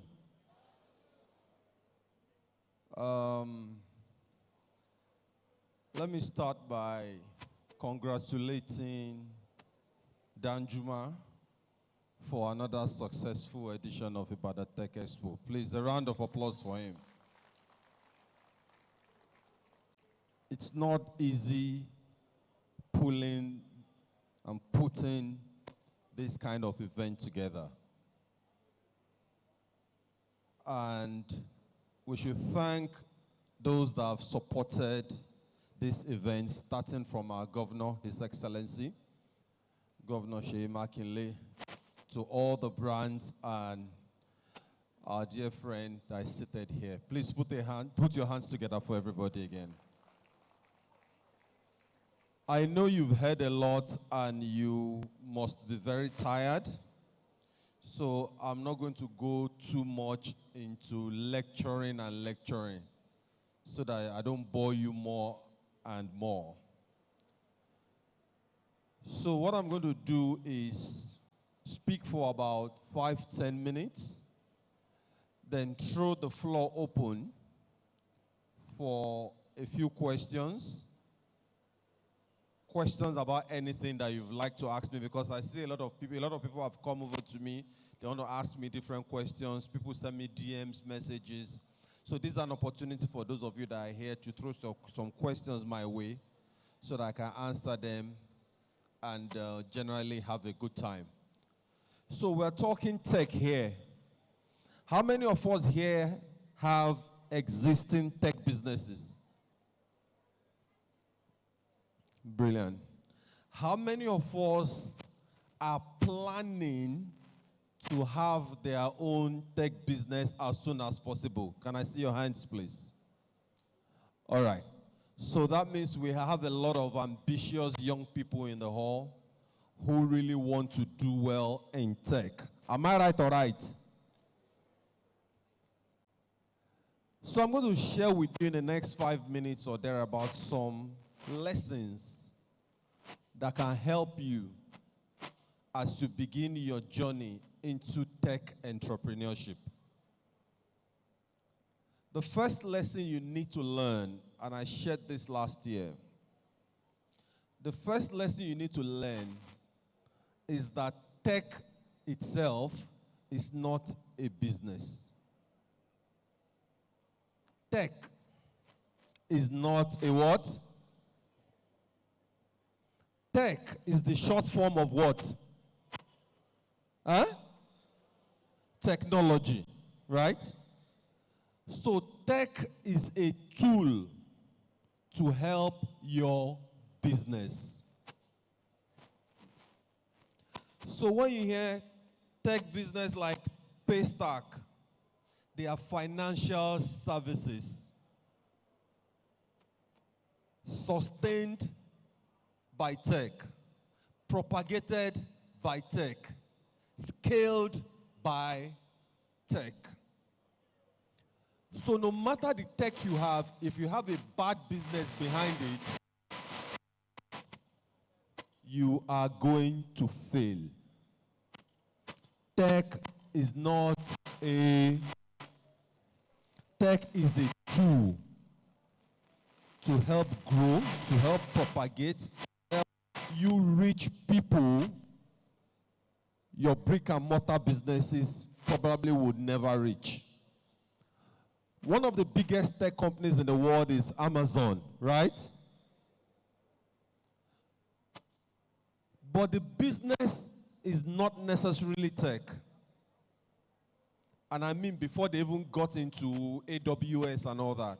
I'm talking about the e-commerce part of Amazon Holdings.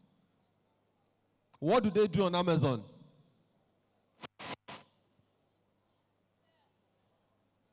They sell stuff, right? Starting from books to any other thing. You can even buy food on Amazon. They have hundreds of thousands of workers around the world. They've got large warehouses.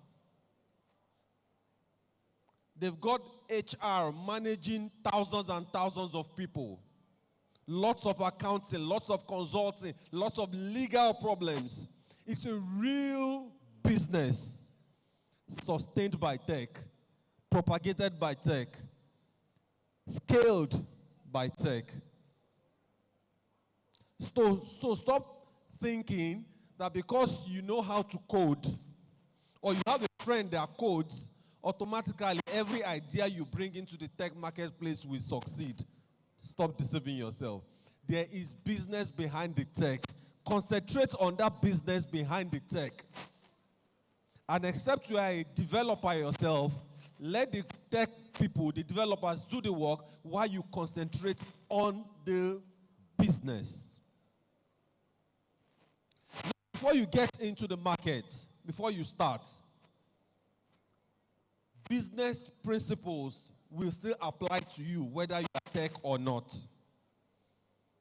The market is their market for what you're bringing out.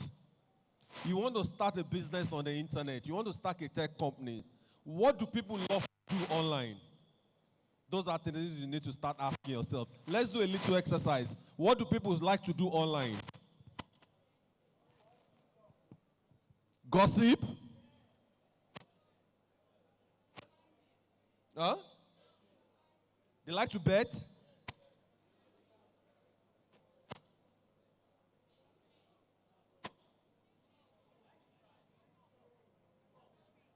Shop. They like to buy stuff. Then you can separate that. Buy what? Buy what? Fashion items, food, and so on. What do people like to do? They like to argue online, right? What else do people like to do? They like to show off online. They like to laugh. They like to watch movies. They like to make payment. What else? They like to look for girls. So before you start your tech business, you need to ask yourself, what do people actually like to do online? Then build a tech business around it. Now, that still doesn't guarantee your success because there might be other people already doing what you want to do. Then you're going to ask yourself, what is the extra thing I can do to differentiate myself from these ones so that people can come to me? Now, there are instances where no one has ever done what we want to do before. Yes, it happens. In Nigeria tech space, internet space, no one had ever brought sports betting online until we did.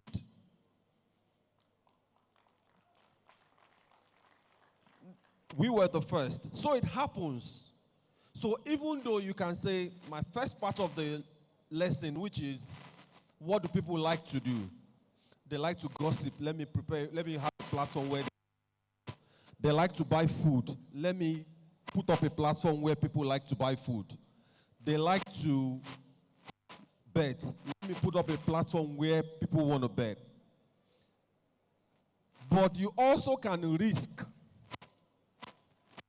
and try what someone else has not done before. Is there anyone in this hall today whose tech idea does not fall into the category of what anyone has done?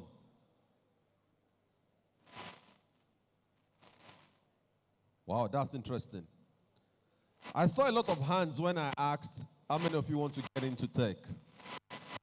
But now I ask the question, anyone doing something different than what people are doing?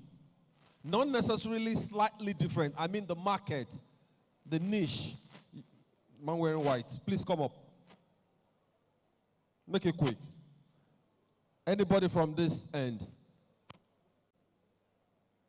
That lady in black, please come up. And the lady in white. The three is okay.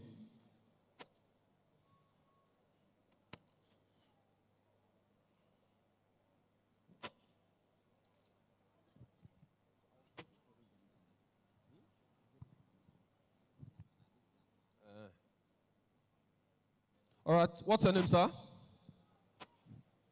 What's your name? My name is Jimo Razak. Sorry? My name is Jimo Razak.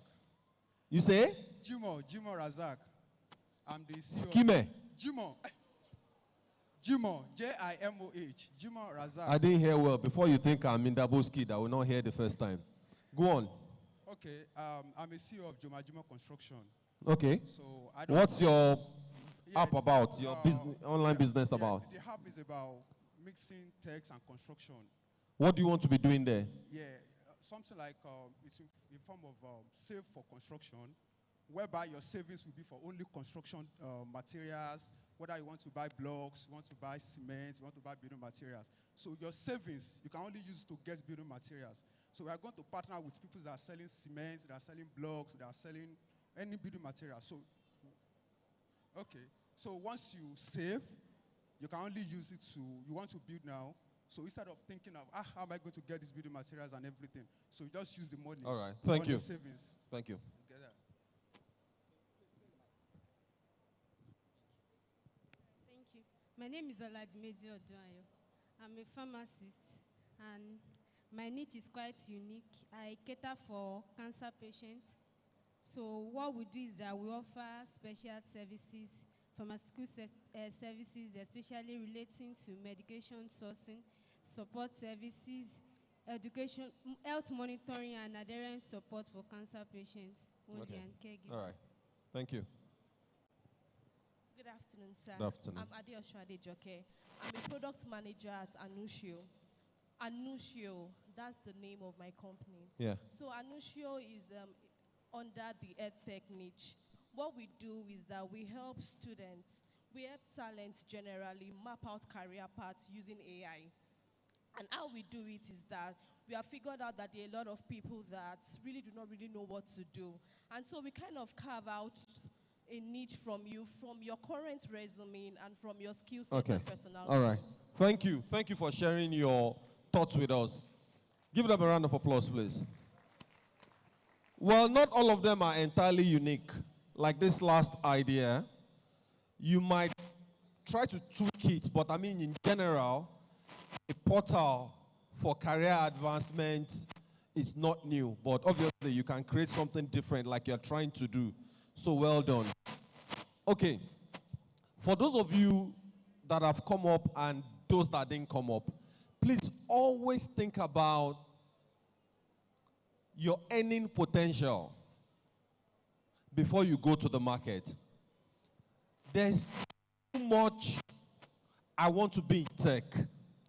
And after some time, you struggle for cash flow, and all you think about is investment, investment, investment.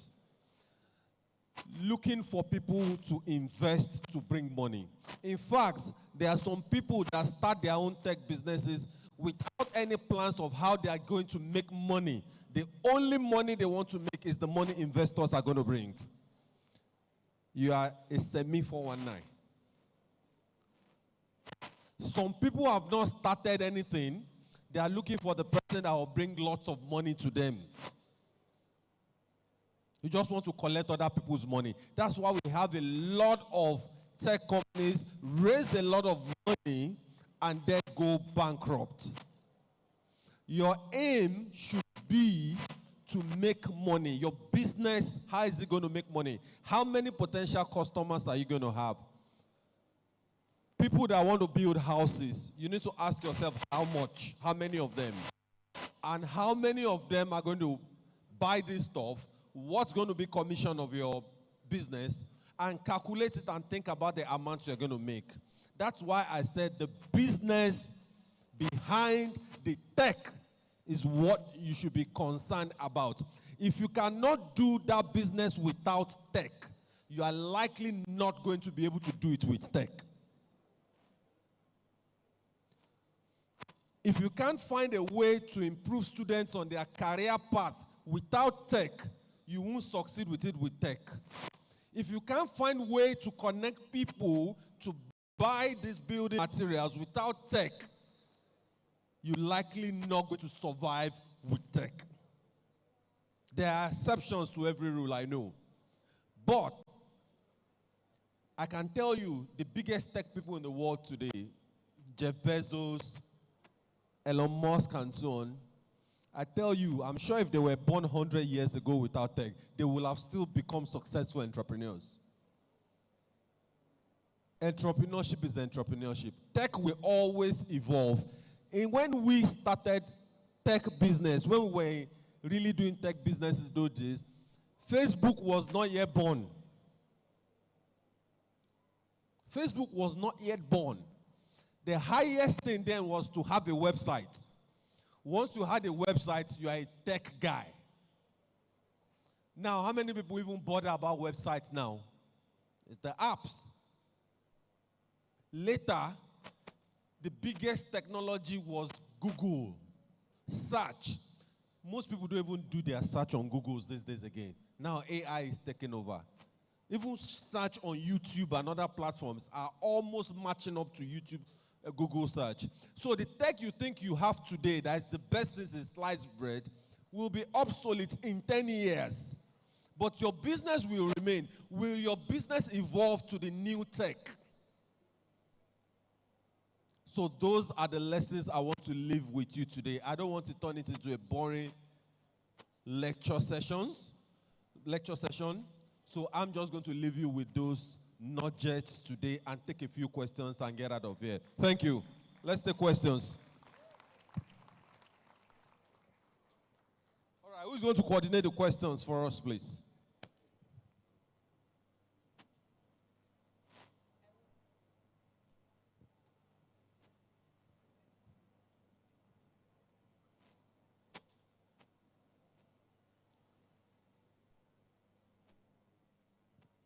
Who is coordinating, please? Please come up. How are you doing it? Should they come up? Yes, sir. So I'm just going to walk into the crowd, and I'll be taking any questions. Okay, you're here. Maybe you come forward, or I don't know, because you can't ask from there. They can't bring the mic to you from where you are. So please come forward. Please, when you want to ask the question, your questions, there's no need to introduce yourself, right? To save time. There's no need to tell us where your family house is. There's no need to tell us your blood group. You don't need to tell us how long you've been following me on social media. Just please go straight to your questions. Except your question needs a bit of context. Please don't tell any story. Thank you. Hold on, sir. I'm Utsman Akorede, I follow by name. I'm Utsman Akorede, I follow by name. Okay, sorry. My question is to Honorable Akin Alabi by himself. Who you for asked before? No be middle stage. What challenged you as a tech someone? What challenged you to become the best of yourself? Thank you. I need a pen. So that I'll just take the questions because...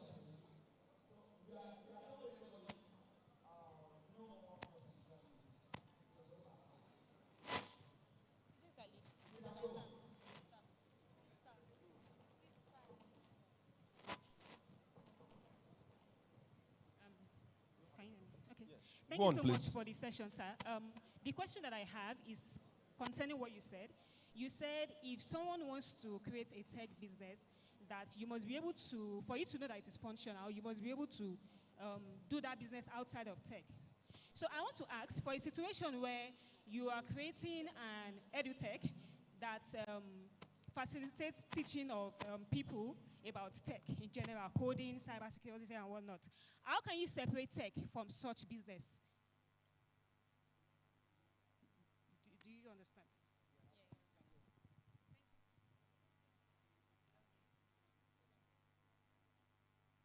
Good afternoon, sir. My question is, you talked about when starting up a tech business, and you must be sure of the cash flow. But when you talk about some of these tech gurus like Bezos, Amazon was running at a profit for over 10 years. It was just recently around 2013 that they made their first profit. WhatsApp, the person that started WhatsApp was not profitable even after Mark Zuckerberg bought it. Mark Zuckerberg is still trying to find. Sir, is there any way the organizer of this program can come out in helping dynamic and vibrant technologist, programmer who has one or two things that can tackle the issue of insecurity in Nigeria? I'm Dr. G.K. Ojeni Ikirokende, the director of GTech Software Educational Consult. I have a project for more than 10 years ago. Thank you. Okay, thank you. We want to be fair. We didn't allow every other person, so it will be so unfair because they just want to say one or two things.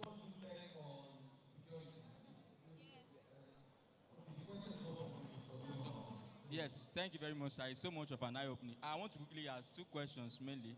The first thing is that concerning building a solution, Now, which one should we focus on? Is it just finding a solution to the problem, or it's now two sides, the business part and then the finding a solution to the problem? Which one should we prioritize most? That's number one. Then number two, I know you have a lot of insight in the way technology is going currently. So I would like to ask, can you give us like an insight into the where technology is moving towards like currently, so that we can drive attention and solution towards that? Thank you very much. Thank you, sir. My question is about having a I have an idea, which is fixed at home. I have an idea, so I'm asking you as an expo that can the idea run fixed at home? The idea fixed at home. The idea is about phone repair and computer. There are some people that they can't leave their objects to the repairer. So can the idea work? This has been something that gadgets at home, to fix the gadget at home, to avoid the risk of giving the repairer your stuff. So I'm an aspiring person who wants to build a innovative farming hub. I'm an aspiring person who wants to build an innovative farming hub. Yes, innovative farming hub. So I'm putting the question to you that because those that came here, they talked, and my perspective is like theirs. What are other steps to do? What are other things to do that can profit you or give you an enormous profit in farming? That is the question I want to ask. Good afternoon. My question is not really about tech per se, but it's about the avenues for you to be able to enjoy the tech world. I'm talking about the telecom challenge we're having, the network challenge we're having as a nation. For you to be able to do anything in technology, you need an efficient internet service. And that's a major problem we're having as a nation. They are charging us so much for airtime, for data, yet we're not getting the required service. I built my house at Ologuero, and I've lived there now for 14 years. I've never for once enjoyed good internet service. I've written NCC, I've written MTN, I've written over and over. I'm part of the Expo in the community. We've written over and over, and up till now, nothing has been done. How do we function efficiently in the tech world when we don't have internet service? You, as a member of the Federal House of Rep, I plead with you to please do something about, our internet service in Nigeria. Thank you. All right, good afternoon, sir. So myself and my team, we are currently building a tech solution around the building material industry. We realize that the building material industry is a very large industry in Nigeria. We realize that the building material industry is a very big industry in Nigeria. So we started building a tech solution whereby retailers in the building material sector, we started in Ibadan here. Instead of them going to the market, it's stressful leaving your business and going to the market to get the stuff. So we started selling to them. We deliver to them. All they have to do is just message us on WhatsApp or call us, then we deliver to them. Now, when we started, we onboarded about 700 customers. But the problem we have now is that it's a little difficult for us to get them to trust us. Out of over 700 people that we onboarded, as of right now, about 200 people only patronize us. A lot of them will have trust. How can we, what I'm going on to ask is that how can we go about having them to trust us, that they can do business with us? They want to see where our offices are. They want to see what we are selling. They don't want to order online and get it delivered to them.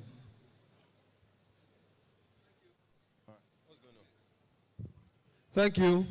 I hope I was able to get all the questions, so I'm just going to rush through them. What's the time now? So I'll do justice to them in 15 minutes. Now, the first person asked the challenges trying to be the best version of myself. I don't have any motivational lecture to give you. I'm sure you will have heard many speakers or read many articles or watched many videos on becoming your best and all that. But for me, it's simple. What is the alternative to not trying to be the best version of myself? The alternative is to be the less version of myself. Is that a better option? For me, that motivation is enough.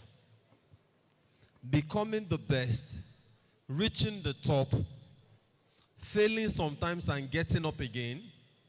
What's the alternative if you don't do that? You go back to bed? I don't see that as an option. So it's up to you if you see it as an option. But for me, it's not an option. So you have to keep going. You have to keep bettering yourself. You have to keep trying to get to the top. Number 2, I forgot that I now use glasses to read.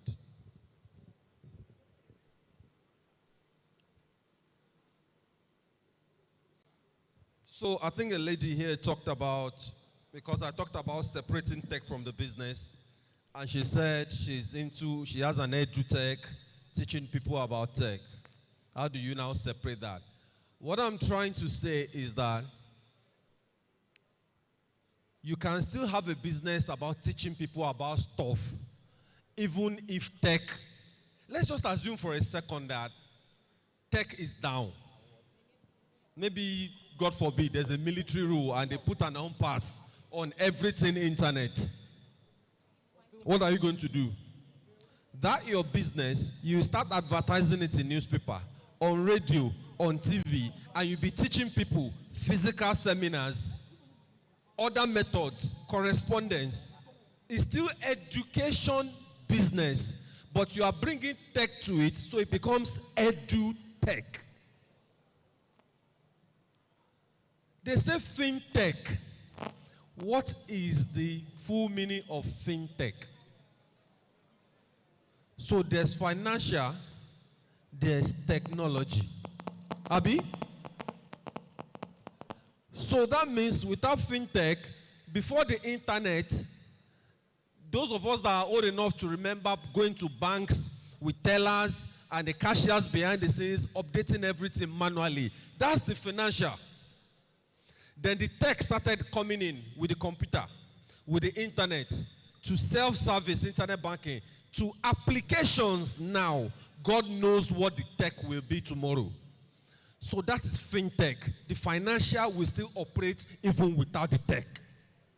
But tech makes it easy, accessible, and scalable. So tech is beautiful. But the business behind the tech, the education business you have behind that tech. Okay, for example, I'm going to be launching now that you mentioned EdTech, I'm going to be launching an EdTech platform in the next few months, right? We're going to be selling books, audios, and video tutorials on it. But for those of you that know me, you know that that was my first business in 2003. Without tech. We were taking newspaper adverts to sell books and all this material. But because of tech now, we'll put it on a platform where you can access it. We'll make it digital. You can download, you can pay with the latest fintech services and make the experience very easy for you. So the financial will help me sell what I could have sold even without tech. It will just go to be more problematic. Are we on the same page? So you can separate it, my dear sister. Okay, I said you should think about the cash flow, and one young man here talked about people like Jeff Bezos of Amazon who lost for about 10 years before he profited. Yes. He lost for 10 years before he profited. He lost about hundreds of billions of dollars. I'm going to answer in two ways. The first part is this. What are the odds that you are going to be able to build a business people will be pouring hundreds of millions of dollars into before you succeed. Are you sure you want to go through that route? The odds are stacked against you. It's not impossible, but the odds are stacked against you. Secondly, Amazon was making a lot of money. There's a difference between cash flow and profitability. There was a lot of cash flow. You know, sometimes you have a business that is making a lot of money, but maybe there's a lot of things that need to go out. You need to replenish this, staff salary, software services, theft, and all this can make you be losing money, even though the business is generating a lot of cash. So don't think about the Jeff Bezos model, because Amazon was making money, but they were losing. They were running at a loss year in, year out. So investors could see, look at Netflix. Netflix till today, to the best of my knowledge, are still losing.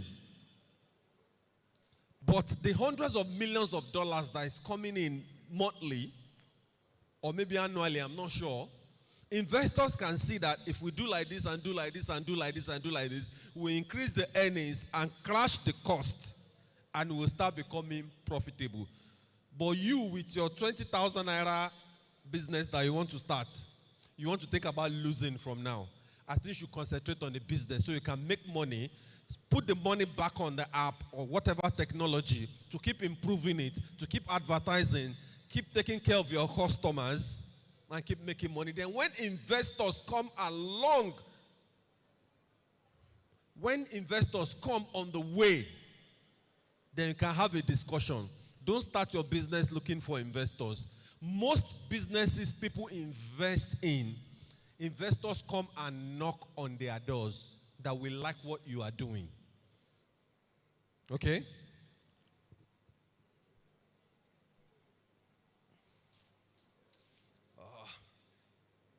Someone asked me, where is tech moving to next?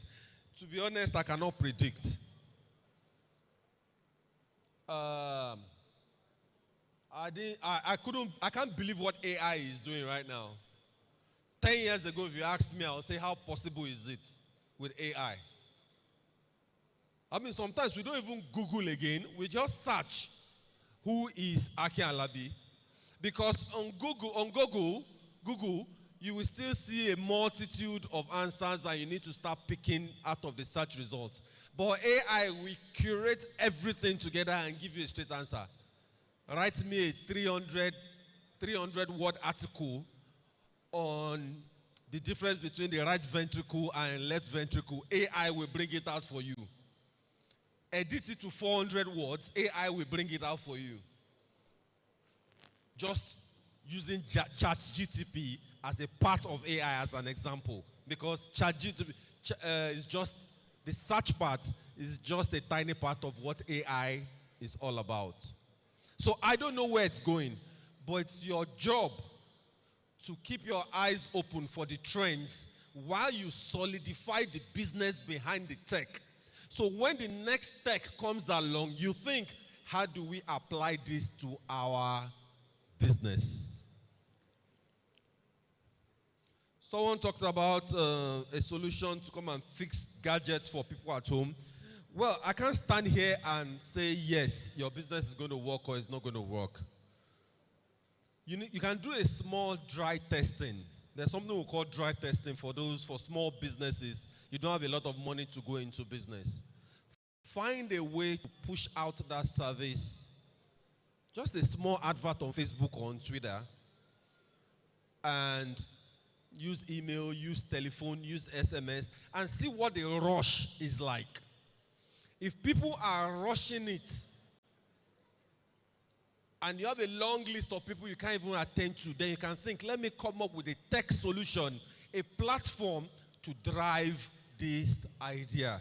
So you can always do a sort of dry testing. I used to do it in those days. You want to sell a book on whatever.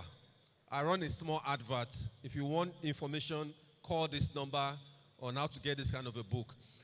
The responses I get will determine whether we should go and write that book or not. So we don't even write the book before we find out that the market is going to accept it. My two books, Small Business, Big Money and How to Sell to Nigerians. People say we love it. The book is the bestseller. The books are everywhere. But I am not surprised because I had already seen the market before I wrote the books. There's no way I will write a book it will not sell because I will have done a kind of dry testing. I have many book ideas that I want to write that I've done the dry testing. I'll see that there's no market and I'm not going to write it. Except I decide to just write it for record purposes, not hoping for it to sell. Because there are times you write books, you just want to put it there. Not necessarily for money. But if you're thinking of writing a bestseller, there are things you need to follow. And I want to write bestsellers, and there are topics I want to write, but I've done the testing, I've seen that people are not going to buy it, so I'm going to leave it. All right. Someone talked about a farming hub, growing profits in farming. To be honest, I asked the guy that was standing beside me here. I said, Shemoju Agbeni, I don't have an answer to your question. I'm sorry. It's not everything I know. I'm sorry. Efficient internet service.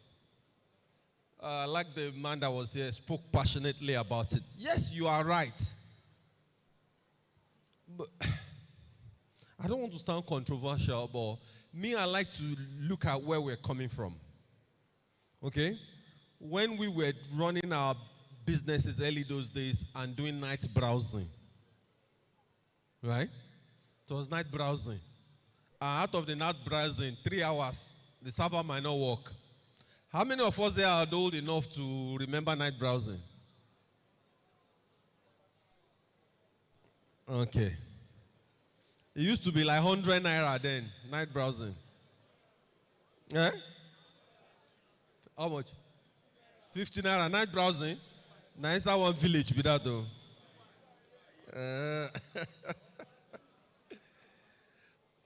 We used to do night browsing, and yes, some of these services are expensive.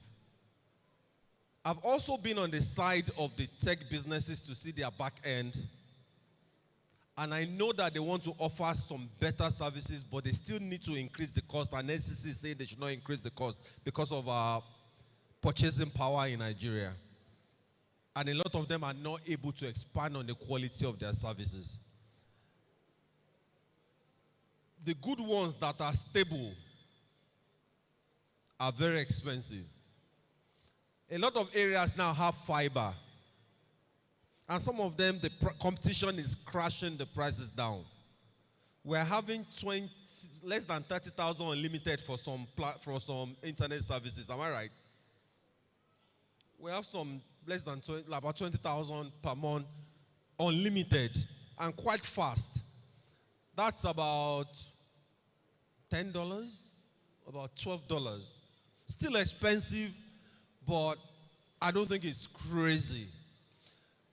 Starlink is a bit expensive. But for the man that came, he said his area, everything is bad. So there are some spots like that. I've noticed it. I rented one house one time like this many years ago. One part of the house, there's no internet that works there.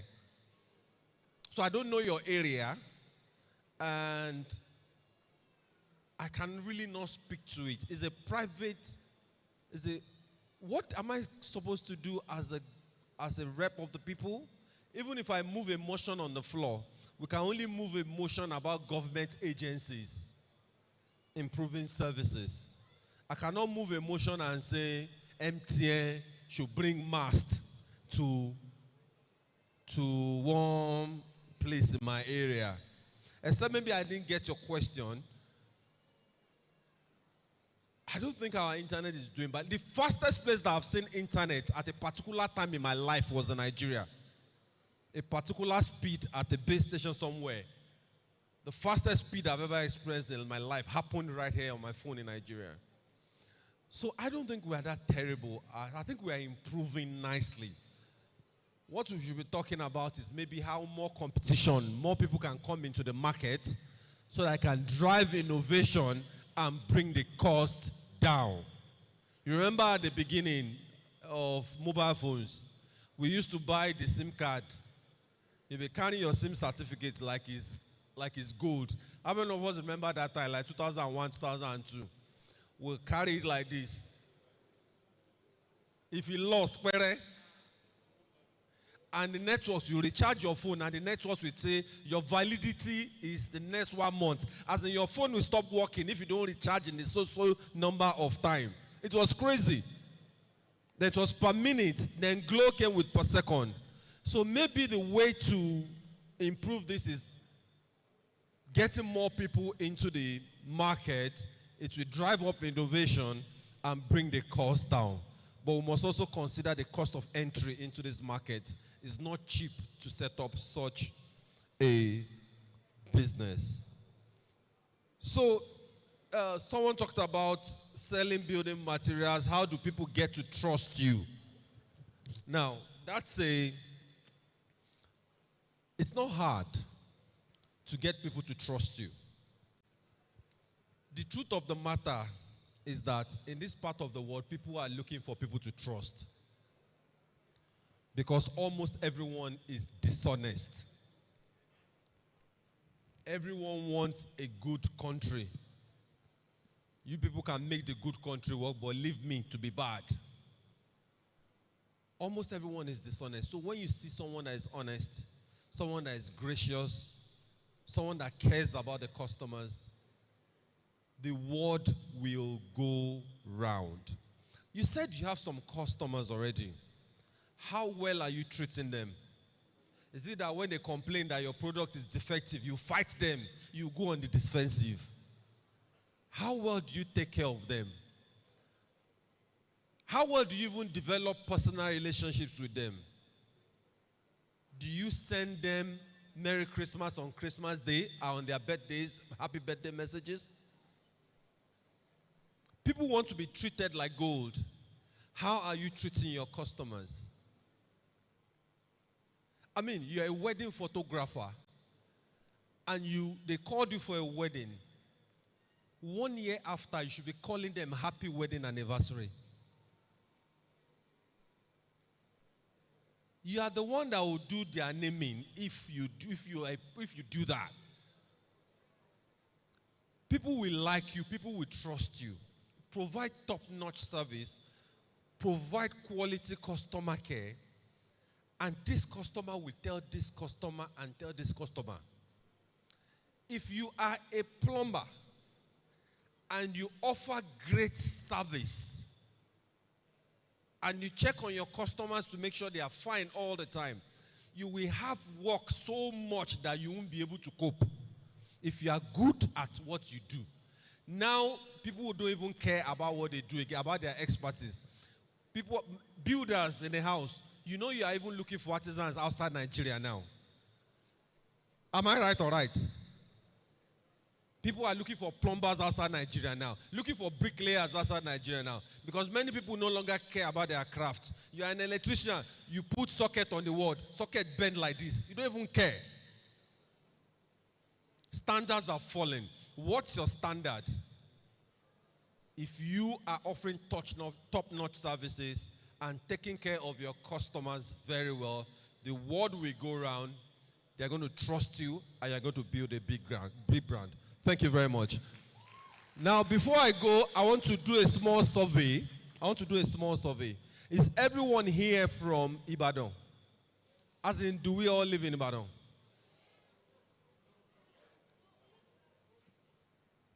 Who came for this event from outside Ibadan?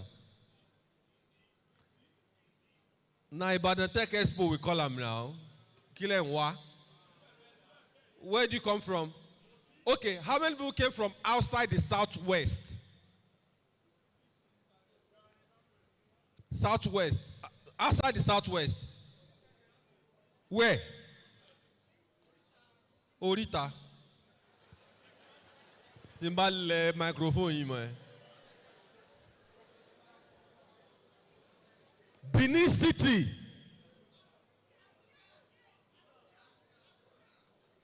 Abuja. What about you, man in green? Abuja, both of you. Oh, you are just hyping for her because, okay. In hand the pain, Amabi. Sit down, please. Any other person? Benin, Abuja, Benin, Kano. Why?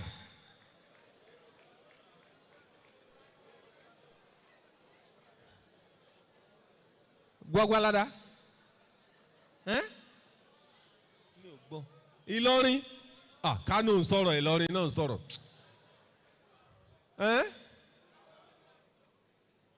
Mingbo? Kano. No, I didn't say you should come. Kano. Port Harcourt. Kano is farther than Port Harcourt. Okay, Dad, come on.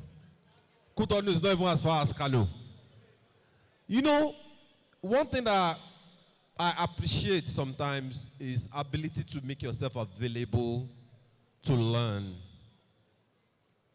Even those of you that are in Ibadan, you have every excuse not to be here today. You could have been doing something different. There's probably one party to go, one football match to watch, one girlfriend to go and visit. There can be something, but you took time out, and it's very rare these days for people to come out to want to learn. So I want to give all of you a round of applause. Give yourselves a round of applause. And I want to specially appreciate those that came from outside Oyo State. They spent their money to come. Because when I was really doing speaking, I hardly go for speaking engagements these days because it's Danjuma and, you know, and for some just selected events. When I used to do a lot of seminars those days, people will email me. I was operating out of Lagos. And people were, you're only doing your seminars in Lagos. When are you coming to Benin? When are you coming to Port Harcourt? I wonder, if you really want it, why don't you come down here? Such people, even if you go to Port Harcourt, that's when they will tell you, they went to the village to bury their grandmother.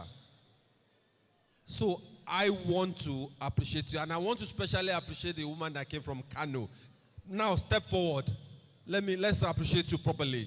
Madam Kano, you have to prove to us that you are from Kano, though, before we can appreciate you, that you came in from Kano. Move faster, move faster. Can you come on stage, please?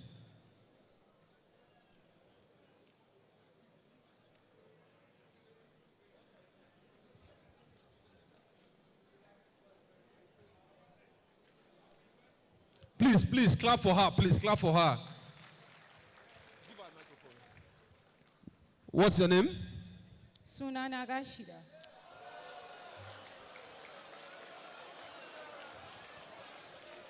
Sunana? Na ce ba sunana Gashida Danjuma. Ongbe Mimorani Jo. Do you speak Yoruba? Why are you not doing Sunana?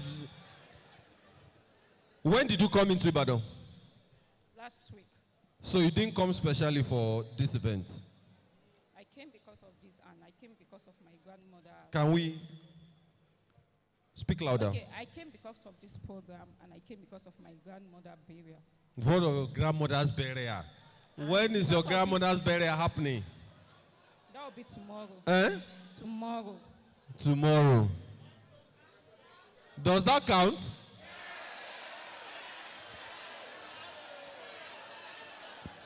Na collabo. It counts. It counts. Let me see your. How did you come? How? What method of transportation? Donkey, Okada, bus, plane? Luxurious bus. Luxurious bus. Where, let me see the receipt. The ticket. I did not bring it here. Eh? I did not bring it here. When are you going back? When are you going back? Where? When are you going back? Next week. Would you like to fly back from Lagos?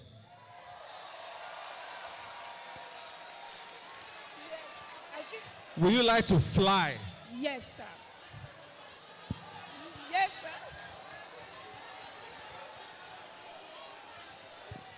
If she no come from Kano, she go meet herself for Kano. To come back now, wahala. So you like to fly back, right? Yes, sir. Hey, welcome. What's something for me? You can't control what I want to do. All right? You like to fly back? Yes.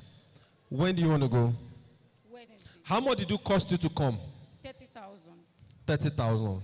Should I give you back that money? Will you like it if I give it back to you? You won't like it.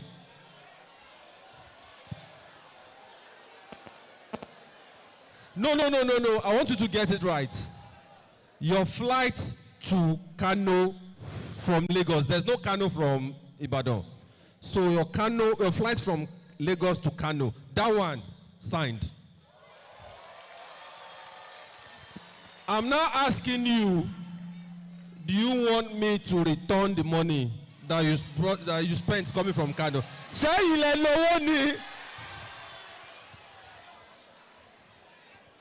I think she's just shocked. You spent 30,000. Yes, for those years. Okay. And you will need to take a cab to Lagos when you're going. Yes. You need to spend money. So what we will do is, we'll buy you a ticket to Kano. I will give you 200,000 naira cash. Thank you so That is much. just to appreciate your efforts. Thank you, sir. Keep searching for knowledge and keep applying the knowledge you learn. You will get to the top. No go there, so say, no Now go there. Who flew in from Ghana? Burkina Faso. Ole. For our Elon Musk drawing, our latest world record is 1:20 p.m. If you guess right before 1:20, come and see me. There's something in Yoruba. There's a saying in Yoruba that says, "Oku olomo ki sun." Grandma lady yen ò sùn rárá. My grandma don't sleep. You don't remember me. 10 years now, nothing. Okay, let's come up with okay, the next set of awards. All right, this is a special recognition awards, and I would like to bring back upstage to help us present this award. Oloye Akialabi, please kindly come back upstage, sir. We need to help us present this special recognition award to Amofin Biola Adeoye. Please celebrate Otuba Oloye Akialabi as he comes forward. Please celebrate him. Put your hands together as he comes forward. Help us present. You are presenting the award, sir. Aha. Please celebrate him as he comes forward. And to receive the award is the Amofin himself. Please help us put your hands together, celebrate him as he comes forward. He's receiving the award.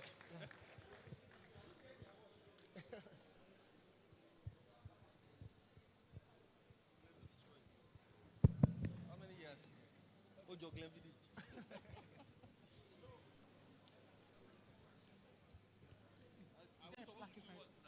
Yes. Of course, yes, you should, sir.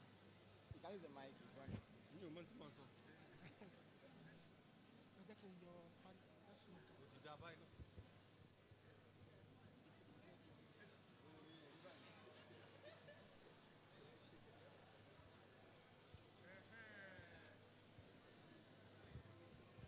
Yeah, that's it.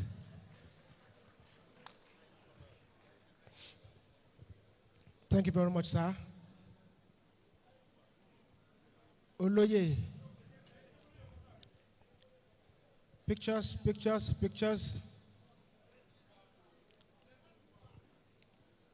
For those of you who traveled down from Akpete, get ready. We have a surprise for you too. Akpete, can I hear you say yeah, yeah? You know Akpete is very far. You have to cross a bridge before you get here.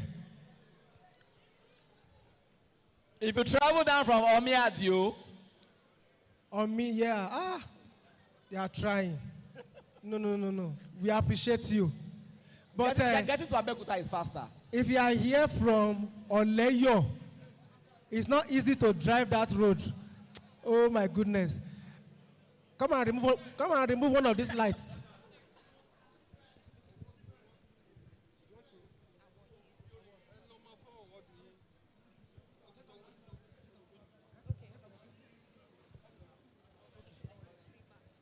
Okay, Amofin, can you please stay back, sir? Amofin Beola, can you please stay back, sir? Please come forward, sir. We'll need you to help us present the next set of awards. Please come forward, sir. Thank you very much. The next set of awards, quickly, we've got no time. The next set of awards. All right.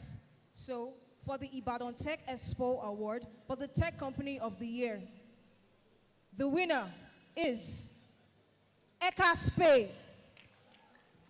The Tech Company of the Year. The Tech Company of the Year. And the winner is Expo. Ecaspe.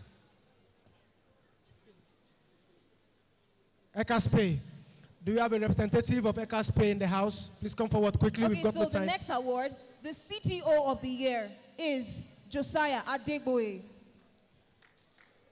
CEO of the Year. CTO of the Year. The CTO of the Year award goes to Josiah Adegboye. Josiah Adegboye. Is he here? Okay, let's move on to the next one. We've got no time. The next award for the Ibadan Tech Expo 2024, a special recognition award to MTN Nigeria. Please, a round of applause. MTN Nigeria, a special recognition award to MTN Nigeria.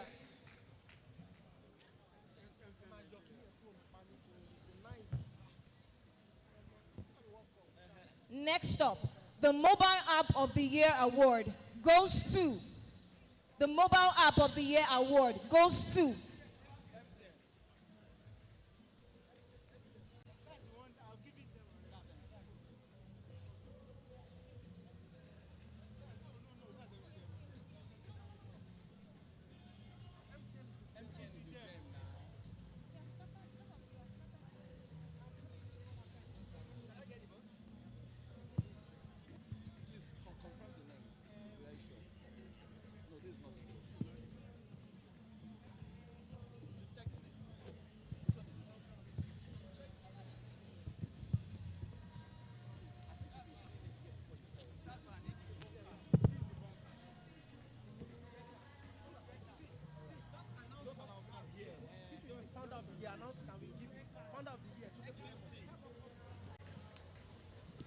For the Startup Company of the Year, we have Ecaspe as the winner.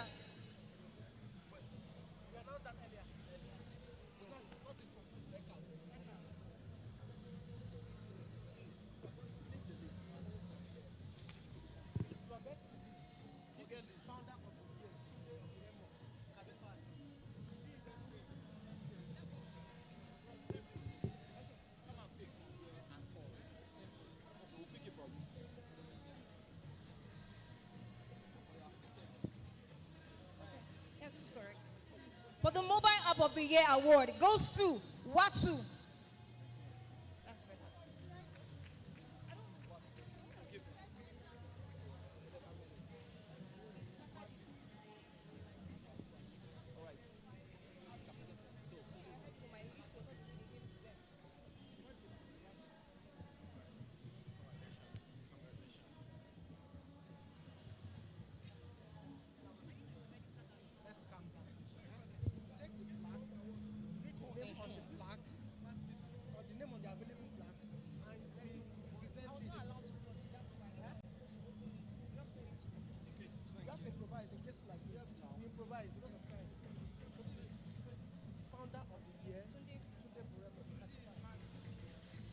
For the Founder of the Year award goes to, the Founder of the Year award goes to Tunde Buremo of Cadify. Please, a round of applause.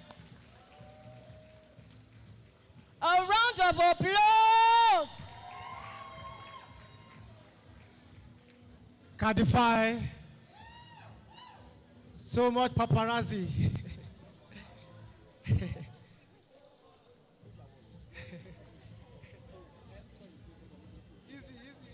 Easy, Tiger. So what's the next one? Internet. Internet service provider of the year. Internet service provider of the year.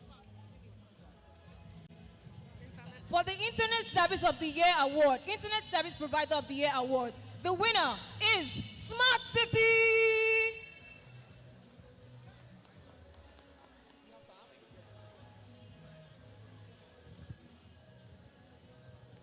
Internet Service Provider of the Year. The winner for the award is Smart City.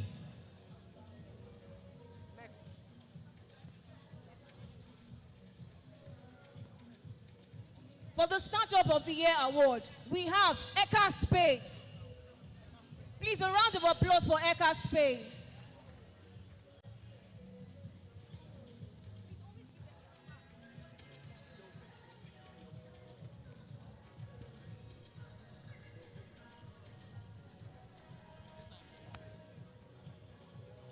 Thank you very much, sir. Well done, sir. For the Co-working Space of the Year award, the Co-working Space of the Year award, we have the winner is The Bunker.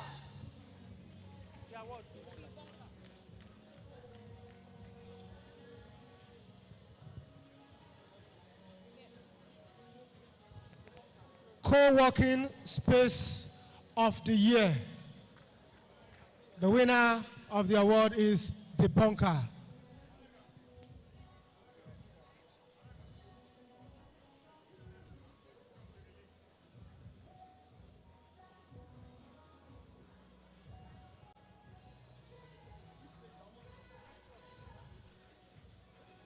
Next rated startup of the year. For the next rated startup of the year, we have Light.ng. If you are around, please can you come forward? Light.ng. A round of applause for Light.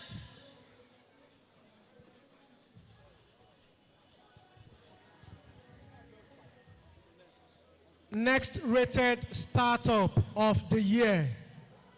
Next rated startup of the year. Award goes to Light.ng. It's here.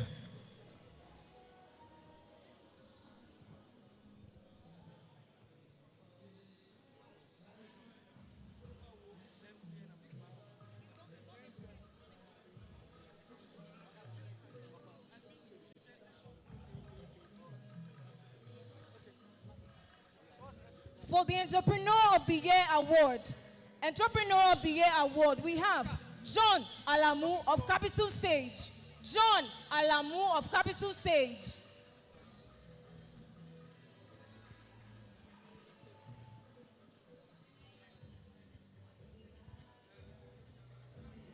Entrepreneur of the Year.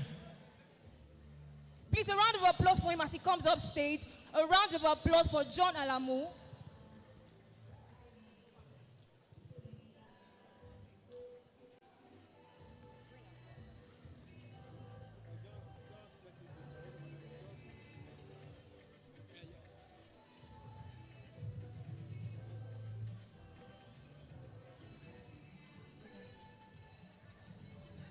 Next up, we have Web3 Crypto Company of the Year. Web3 Crypto Company of the Year. And the award goes to Seki Up.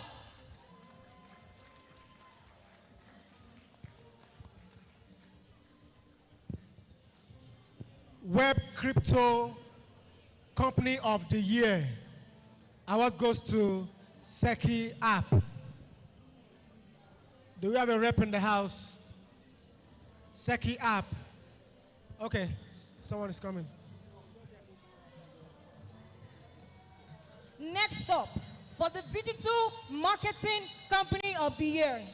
For the Digital Marketing Company of the Year award, we have SLVR WLF Digital Limited.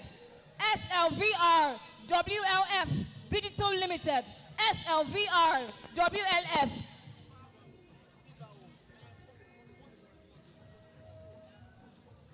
For the Digital Marketing Company of the Year award, we have Silver Wolf Digital.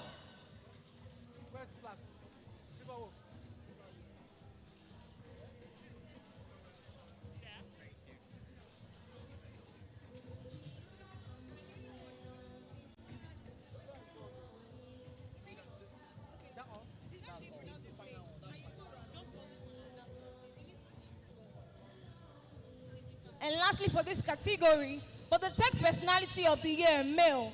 For the Tech Personality of the Year male, please a round of applause for Sam Ayesoro.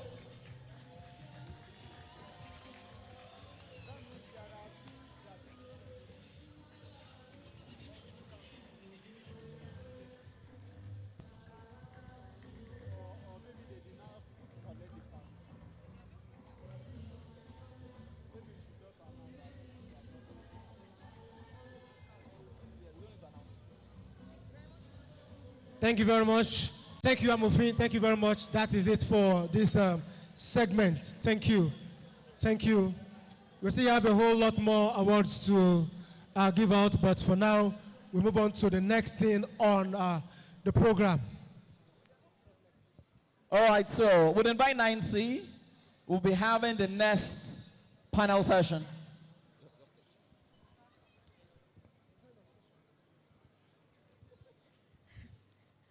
Okay, we're supposed to have a quick drama presentation, but before that, we'll quickly have a panel session that we have been looking forward to. Panel session of founders. So I'd appreciate if, please, if you just hear your name, you can just come up and join me on set.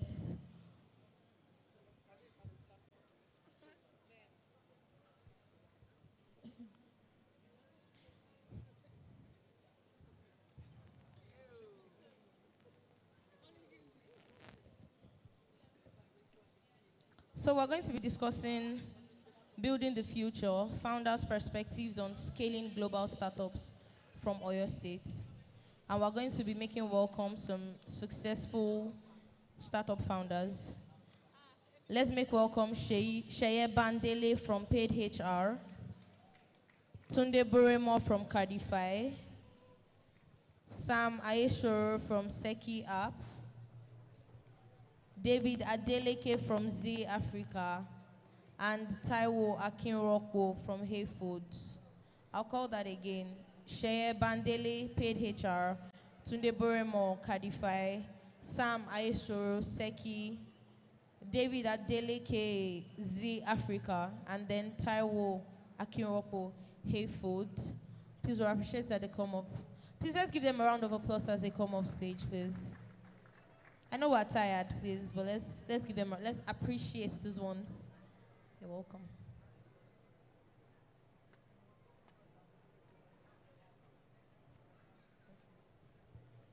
Also, we still have more prizes to give out.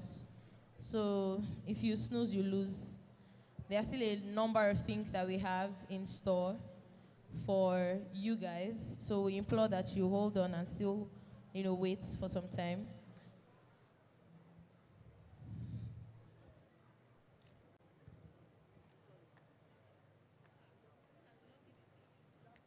Hi. Good afternoon. Please, can we get working mics for them, please? Sir, please, can we get mics that are working?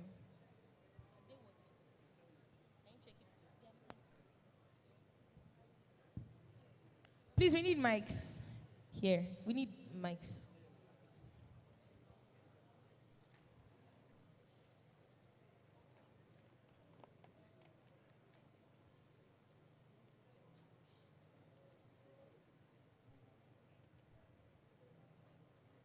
Please, sound, guys. We need mics.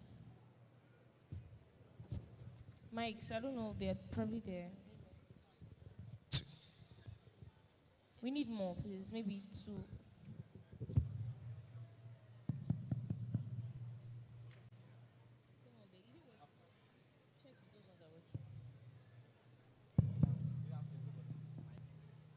Okay, so I'll just confirm the people that are here with me because I can see that there are 4 people instead of 5. So is Sheye Bandele paid HR here? Okay, no. Tunde Buremo Kadifai, Sam Aishoro Seki, David Adele Keze Africa. What? Okay. Then Taiwo Akinrokpo Hayfood. All right, thank you very much. So I'm going to be starting with you, Taiwo. You know, Hayfood just came and just blew things over, right? Especially because it was like something that a lot of people in Ibadan were not very used to, not very open to.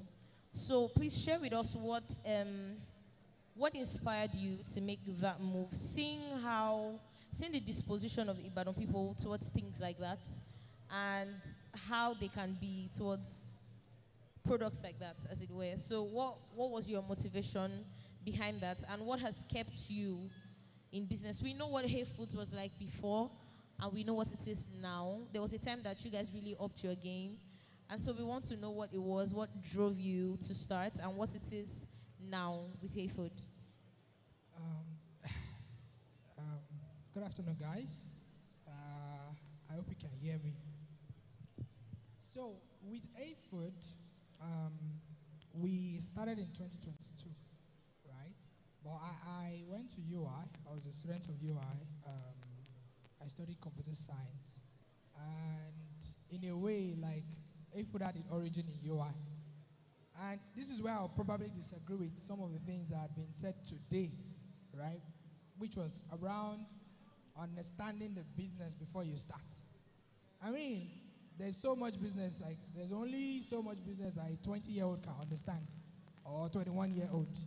Like, understanding business comes with experience, like working in industries, doing something, right? So I want to say I understood everything, or even Hey Food. So I started working on a payment application while I was in school.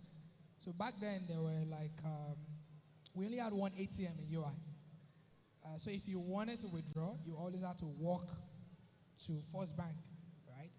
And I mean, so I was like, okay, maybe I could build an application that you scan QR code to pay. Because then POS wasn't as popular as it is now, basically with Money Point. So I built that, then went to talk to the cafeterias. They were the most important guys, like, that people buy from, right? Food. So I was able to get a couple of them, and they started using it. I mean, few students also started paying with the app. But one of the things that they were always saying was like, okay, instead of like, you know, me coming downstairs to scan and pay, can you bring the food to me? And I'm like, look, I'm just doing payments, like I'm not doing food delivery or whatever. Then, but that was always something that I heard from the few customers I had. And restaurants as well were open to the idea, like, if people can just buy their food directly and then we'll settle them later and do the delivery. I mean, I was just like, okay, that's just beside. Then COVID came, and I had to shut down the app because campus shut down. So after a couple of months, probably 9 months of doing nothing, I was like, I mean, well, I just have to try to do some things. So I looked at some of the things that people asked for on Hey Pay. Like, I tried a couple of them. Then I also tried the fact that, you know, some people said they want food delivered to them. So what if I actually do that? And now, COVID was like a good environment for such an idea. So I did the test inside the Hey Food app, got a couple of orders, maybe 5 orders. I did the deliveries myself, 10 orders a day. People were actually using it. They were, like, it was important to them. We had a lot of repeat customers. And now when I'm saying customers, I'm saying like 10 people, 20 people, right? So that basically proved that this was something that people wanted to use. And I myself, like, I wanted to, like, most of my users were my friends. Like, so they were people, like, literally my friends. So that was what gave the confidence to go ahead and build like the mobile app, websites for A-Food itself. Then we now launched in 2022, which was a separate app. So again, as I said, my disagreement with some of the things that have been said is like, oh, you have to figure everything out from day one. Things lead to other things. You can't be too, like, I mean, you are just 25. You actually don't know business. So, like, so yeah, that was it. It was a problem that people around me had. It was a problem I myself had, a lot of my friends had. Like, and then when I had to build it, basically. So, and yeah, turns out a lot of people have the same problem. So. Thank you very much. Okay, so I'm going to be asking you, Sam. I take it that for all the powerful men sitting here today, the idea is for your brand to be globally recognized. Beyond, I said the idea for your brand is global recognition, even beyond the shores of Africa, beyond Ibadan, beyond Oyo State, beyond Nigeria, Africa, and to the rest of the world, right? So I want to ask you, Sam, if you can share an unexpected challenge that you faced while scaling your startup. Because the posture to which you have been scaling your startup shows that it is headed to, go globally, right? So your posture to scaling your business is different from someone who is just targeting maybe UI environs or just Ibadan. So I want to ask of course you had some challenges that you knew that you would most likely face, but would like that you share maybe an unexpected challenge, something that you were not prepared for, that you faced, and how you were able to work around it. All right. Good evening. So I like questions like this when you ask what are unexpected challenges one face or I faced in my business. Sekiap, for example, is in a very controversial space. The crypto space is interesting, is tasking, that's brain and time, and of course, very risky. So now when you say challenges, one is not enough. In the crypto space, you face numerous challenges. Talk about government policies, talk about costs of running, server-wise, APIs. Most importantly, talk about security. You see, when you are running a crypto space and it is a custodian type of crypto business, that means you're holding funds and you're dealing with cyber threats. So before going into that business, we knew that, okay, this is something very risky because we've been around. We used to be my BTC Nigeria back in 6, 7 years ago. But as prepared as we were, those challenges still came. You will still get serious hack threats. But not to sound like a motivational speaker, there's just one way to overcome it, which is being consistent, being prepared, and more importantly, have strategies to fix on the go. Like he said, it's not a lot of things you figure out from the beginning, even as much as you plan. Problems will come. Be ready to fix on the go. You cannot run a crypto business and you are just starting and you want to, and somebody is telling you to live long, you need to sleep 8 hours. Sleep now. You wake up and meet nothing. Do you understand? So the challenges would come, but you must be ready to fix on the go.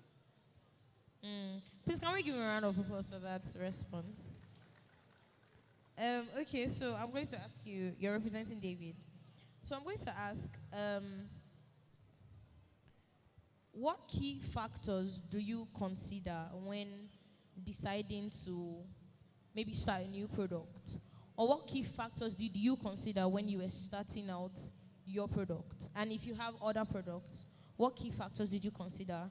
So I'm asking this on behalf of intending founders, people who hope to be founders someday, who have some ideas that they hope to be able to bring into fruition at some point. So what factors did you consider when launching into the market? And, how did they work for you? Okay, so there's something I tell people. It's the fact that this is Africa, not Silicon Valley. So there are some solutions out there that seems like they can work for people out there. But for us in Africa, there are some different things we need to do. So you understand what problem you are solving first. For instance, if you know that the product won't sell in your local market and you are planning to imitate, you don't have to. And like he said earlier on, he said something about they test the product amongst even their groups, their friends. That's because they know it would work there. And if it works there, you can scale. But the idea is that how well do you understand the product, the problem you are solving? If you don't understand this thing, I think you should go and understand better what the problem is, how you are going to solve it, and how you are going to scale it. Now, like someone said earlier today, one of the keynote speakers said something about a lot of people just go out looking for people that will give them money for their businesses or ideas they've not even like got off the ground. The goal is, before you go out looking for cash, what can your solution solve? What is that, what is it called? How do I put it now? What is that particular thing you are solving with your product? And once you can understand that market and you know how to scale that product, you can launch it. And that's the thing. Thank you very much. Okay, so I'm going to go to Tunde.